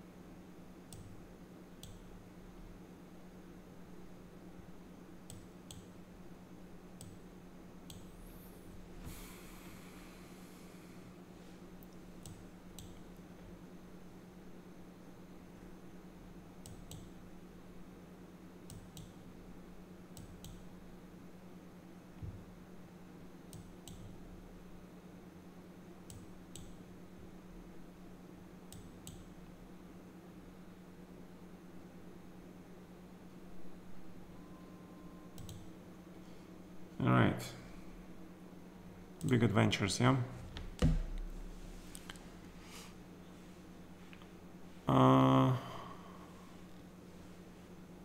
Yeah, Fischer never beat Spassky before that match.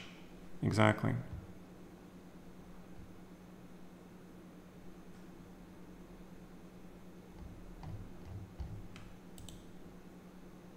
Let's see where I missed. I'm curious about the evaluation here. See, if I trade my outside pawn for the central pawn, it's usually advantage white, okay?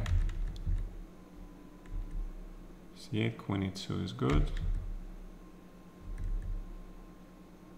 Knight a5 immediately stronger, of course, but okay, this is... Yeah, I thought queen d8 was better. Queen e6, okay, 7.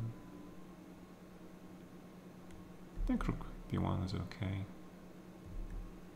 And bishop c2, that was... Yeah, I was thinking about knight b7 also, but... You guys see it, right? Take, take, take. Yeah, but this is loses after knight c3, exactly. So that was a problem. So I think bishop c2 is fine, because, you know, you're opening the square for the knight, and you're also threatening this. So here, take, take, take, take, take. Bishop 8, knight d3. Queen b6, correct. Yeah, so bishop d1, bishop e2, bishop b4, bishop g3, queen b2. Yeah, it's actually not that large advantage, yeah, because he's got everything protected. He has everything protected, so this is why it was not so simple. Yeah, but after this check, he had to play bishop c6. Yes, because now after f6, these two pawns are kind of weak, yeah. The knight starts attacking these guys, so I didn't... Yeah, okay, h4. Knight c5. Crazy how the computer thinks that I'm losing my advantage, actually. After rook a3, yeah. Rook a3 was very strong. Because he now is able to push his pawns.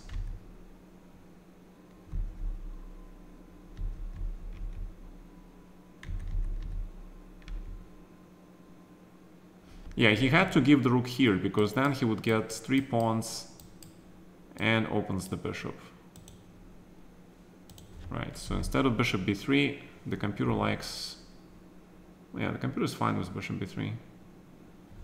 Yeah, but the point of bishop b3 is just, for example, if king f7... Yeah, if king f7, then your queen goes to h6. That's the problem. You cannot play bishop c6 because you grab the pawn. That's why the computer plays rook e7, so you can activate your bishop. So bishop c6, e4. Now you go e5, and all the dark holes now are being opened, yeah? Queen g5 immediately also, because queen g5, bishop f4, then your queen enters the game, yeah. All right, not bad. Not a bad effort.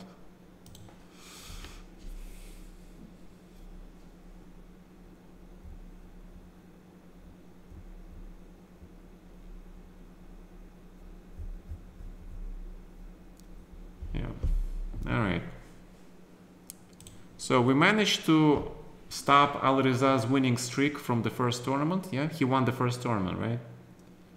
So thanks to Aliriza, we are now chilling. Against Spears, transpose London for a 150 attack, very powerful attack. London against Fianchetto is very positional. So London transposed to Barry attack. I have no idea what Barry attack is. Last round. Alright, so pretty important round. Let's see if we can play something positional. Like this.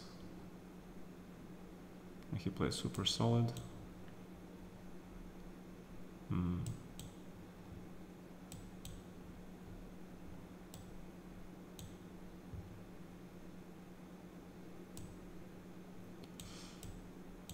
D6.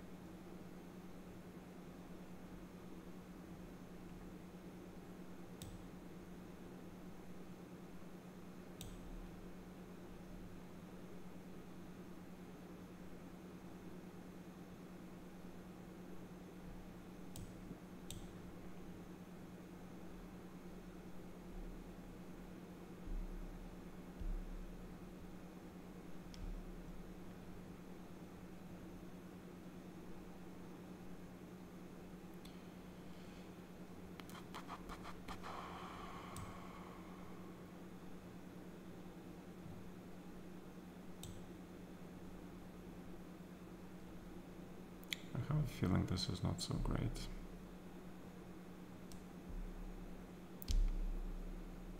I just have that feeling.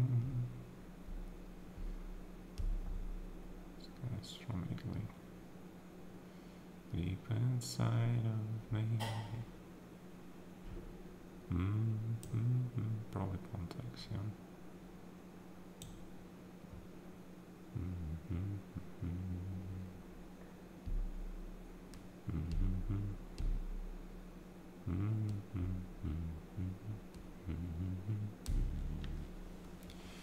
Alright.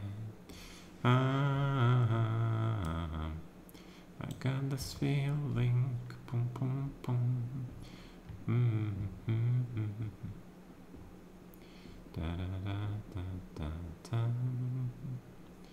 I said I got this feeling. Well, knight c5 looks reasonable. So we need to centralize our pieces.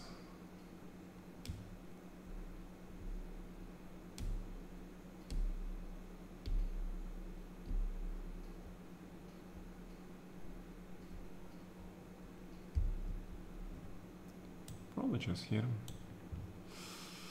Probably just hit him, man.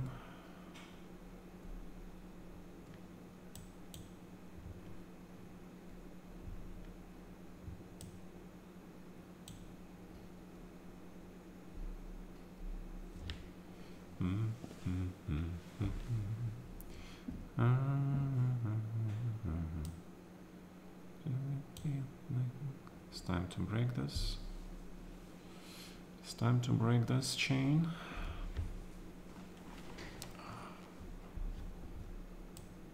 Grab. D8 first. Queen C7. Offer a reasonable trade.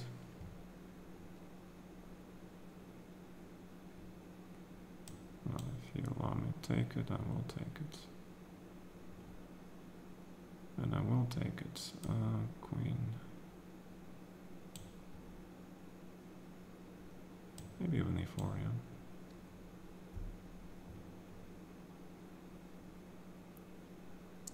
Maybe even E4.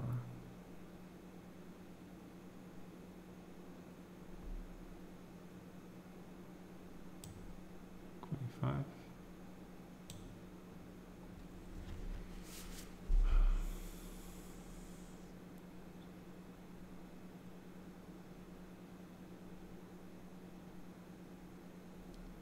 Centralization is very, very, very, very important in chess. We all know that. We all heard about it. And it means true, yeah? Then it's probably true. If it is all that.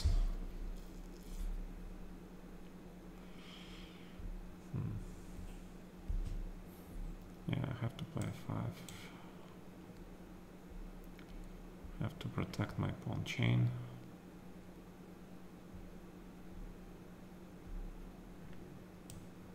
G5 must be played.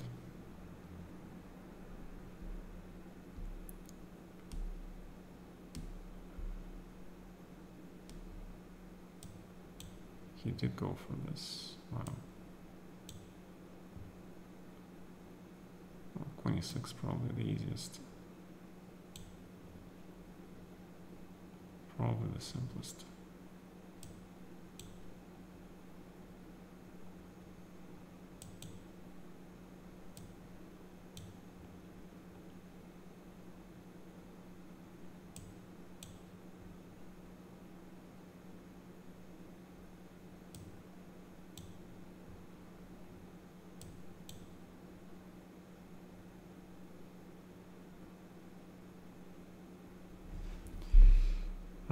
This should not be good, I think.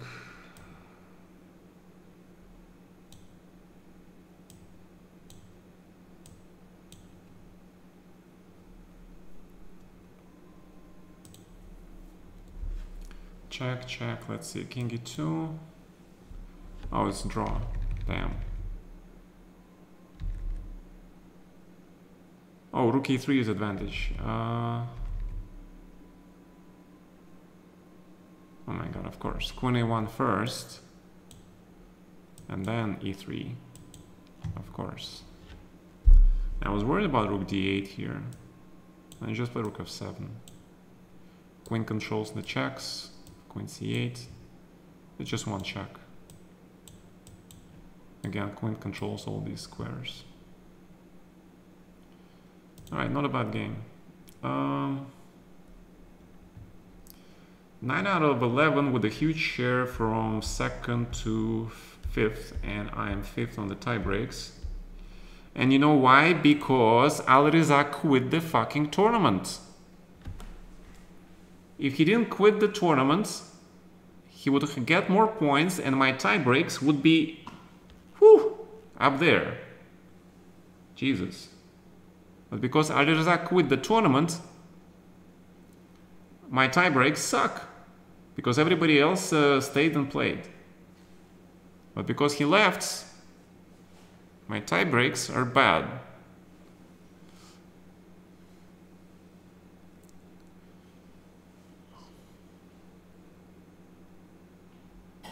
I'm sharing second to 5. Sharing. Okay. Which means there is a difference. But I don't get any money because only the top 4 get, I think. Right?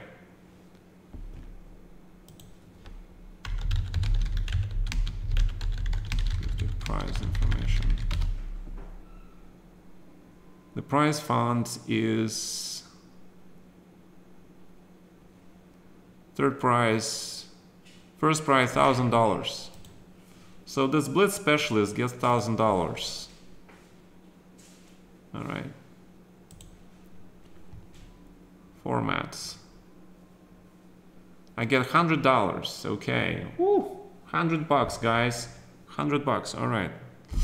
That's better. But see, the difference between second and fifth is $650. If Alireza stayed and played, I had a chance for the third place because my tie breaks would be better. Yeah. So that means that was the difference. I don't think my tie breaks would be good enough for this guy because he was playing all the strongest guys. But I could potentially catch this Talibov. Was actually look at this Talibov playing at 98% accuracy. This guy is actually very suspicious. 84% accuracy, 96% accuracy, 95. Actually, this guy should be reported. There's no freaking way, man. Yeah, I blocked him. All right. See, FMs don't belong in the top here. It should be only Grandmasters. When you see FM here, that means you're a very suspicious person, okay? So the Stolen Monster guy, I reported him. This Liam Putman was very, very, very suspicious, and same goes for this Talibov guy. All right, playing way too accurately.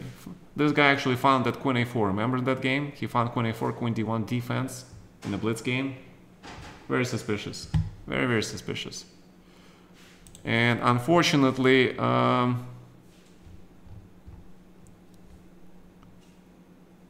you following the World Rapid Blitz? Magnus versus Arjun yesterday? Okay, let's take a look at it, since you're all telling me about it.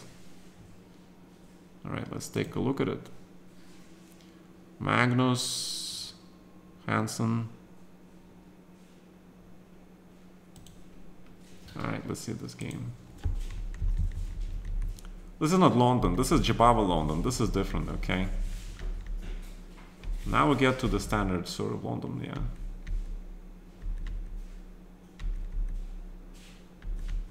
Yeah, but Magnus is taking way too many risks.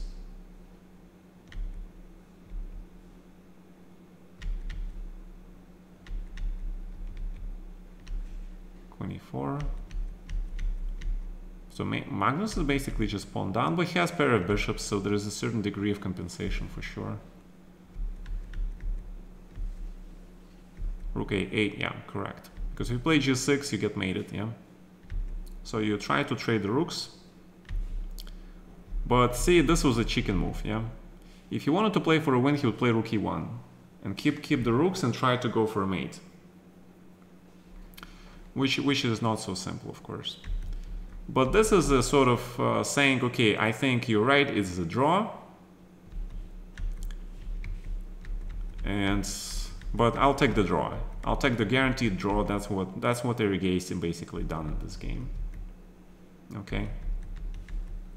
Because now it's just that draw. So at some point, again, obviously white is much better. Obviously. Yeah, I like how the computer likes to take over the file here. Take on C6, Rook A1, Knight A4, yeah. And what is this? Castles. So the computer can play like this because he can calculate this far, okay? That this pawn is not queening, that this knight is not hitting this pawn. because computer can calculate all this, but the humans cannot calculate that far. Okay. Bishop e5 with the idea of bishop d6. Okay. And this pawn is not promoting anytime soon. Yeah. b4 actually. cb4, c3, then d5. Yeah. Okay, so knight d3. Because if you grab this pawn, suddenly after c3, things are not so clear. See, it's equal. Even then, if you play like a computer, you still have to be careful. You have to see everything. So it was a risk. I think what Erigesi did was absolutely fine. Although, to be honest, if I was him, I would take this bishop. I would trade the bishop pair and play something like this. But after knight f6, I would probably hit myself and say, why I didn't take this pawn, yeah? I don't know. Queen c2, queen d5. Yeah, f3 looks very strong because you have this e4, e5, yeah? Yeah, this looks like advantage white, yeah?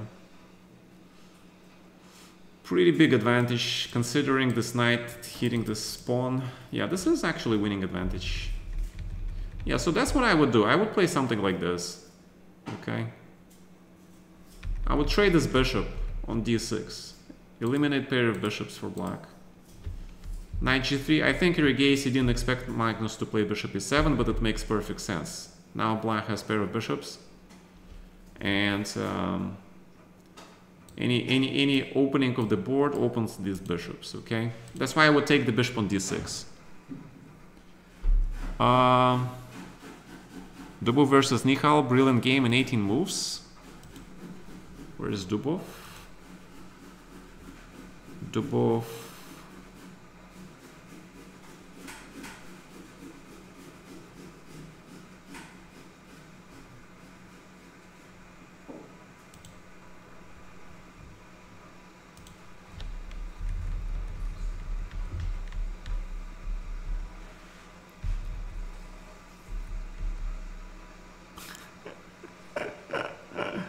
Oh, this is so Dubov, man.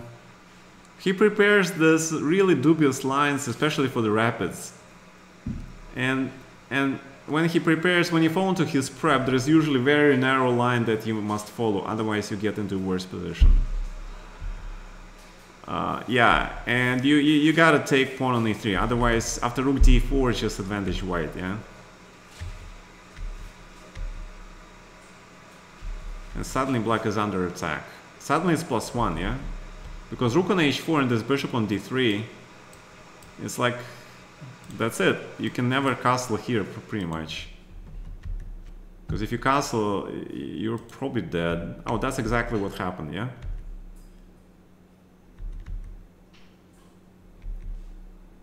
Yeah, I thought e4, and then queen e3, queen h6 was just easier, but okay. Knight g5. Knight g5 is very psychological. It says that I'm gonna crush you in such a way that you'll not be able even to get up, okay? Oh, come on, Nihal, you seriously didn't see queen h5? Come on, man.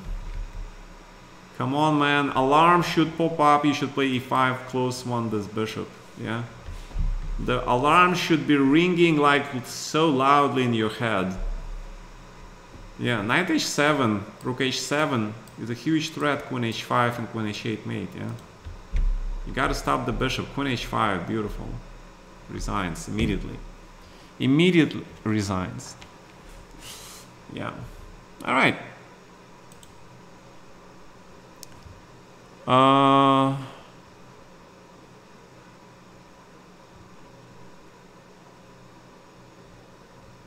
Best game so far, Magnus versus Abdusatorov. I kind of disagree. I don't think that was the best game. It was kind of it was kind of like a huge gamble that Magnus took, and it paid off. But no, I saw the game, but I didn't think of it as like really something special. And then Abdusatorov had several chances to sort of put up a resistance, and he just collapsed. So I disagree. You're glad he didn't see queen h5? Well, that's a sort of thing that is given in the chess school textbook. Yeah. I remember this pattern was back as old as time itself. I remember when I was a kid, I was seeing this pattern in some old code book, or there was some huge, humongously big Russian book compilation of tactical positions from classical games. So that book had games like Rosenthal, Botvinnik, Capablanca, Lasker, Bogolyubov, right? And something like this was one of those, yeah. So this is stuff that you know as a child, okay. All right, guys, it's there's a video of Dubov face when he sees knight d5. He gets a chance to create a brilliancy. Sure, man. Okay. All right, gentlemen, it is 1 o'clock at night. I gotta go. See game 2 of Nepo London system against Arvind. All right, London system.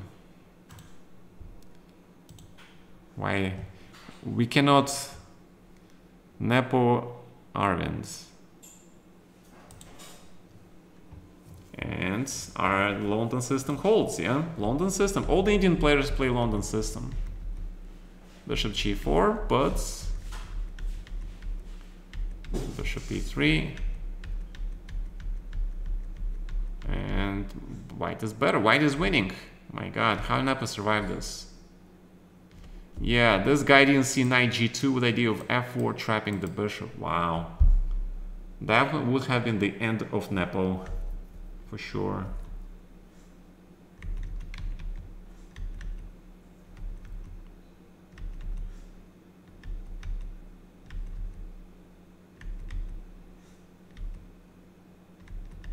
Nepo survived this? What?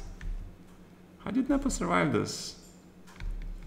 I mean, knight g8 probably was afraid of, I don't know, bishop g3. What was he afraid of? Knight g8.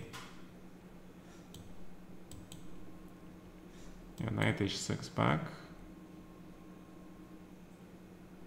There's no knight f4, yeah? You just grab on f4. And then you take on f5 with the bishop, and then knight takes f5, and you win the game. Alright, so he played like this. This is also completely winning, obviously. Yeah, you had to take on f5 at some point, yeah? He did. So knight h6 f5 wins by force. This is also completely winning. Yeah, but queen g. So he wins a piece.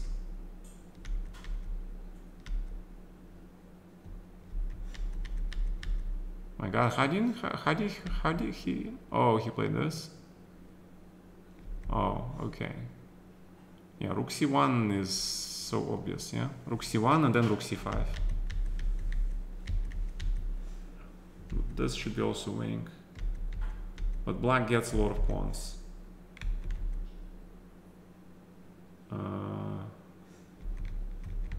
Yeah, it is amazing he didn't win this.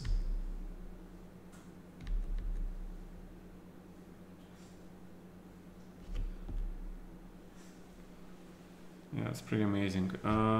Take 1, 2, 3, 4. It is exactly extra knight, yeah? I mean, even if you play something ridiculous like rook g2, this is still pretty much winning. Just play a4, yeah? This is technical position. You still have passed pawns everywhere. And you grab the rook. Rook is from behind. The knight activates. He just... My god, he missed this stuff. I mean, rook g2, probably rook b3, but still. Rook d7, rook c3, knight g5. And just don't blunder. Yeah, rook f1. And yeah, even h4 is good, yeah. I mean, I have a computer in front of me, so I'm a chair expert, but yeah, but he just blundered. He played rook c5 and allowed the rook to go back. Huge chance for black now. Yeah, of course. Of course, man. Well, but I'm looking at this position. Why is this so winning? The reason this is so winning is because the knight after e2 gets to c3, d5, and pawn to c7, and you lock the king out. Because rook c1 is a human move, but then black gets the rook in, and king arrives. Yeah, it's a draw. But in order to see a win, you have to play this, which is unbelievably hard. So the rook comes in, you play knight c3, and you're just in time to kick the king out and play c7, all right? And then rook e7, knight b6 wins. This knight and this pawn, and you didn't let the king to get here, okay? This was extremely study-like win, but yeah, I agree, this was crazy. All right, GG guys. Good night, Mr. Dillman, Lasky, and everybody else.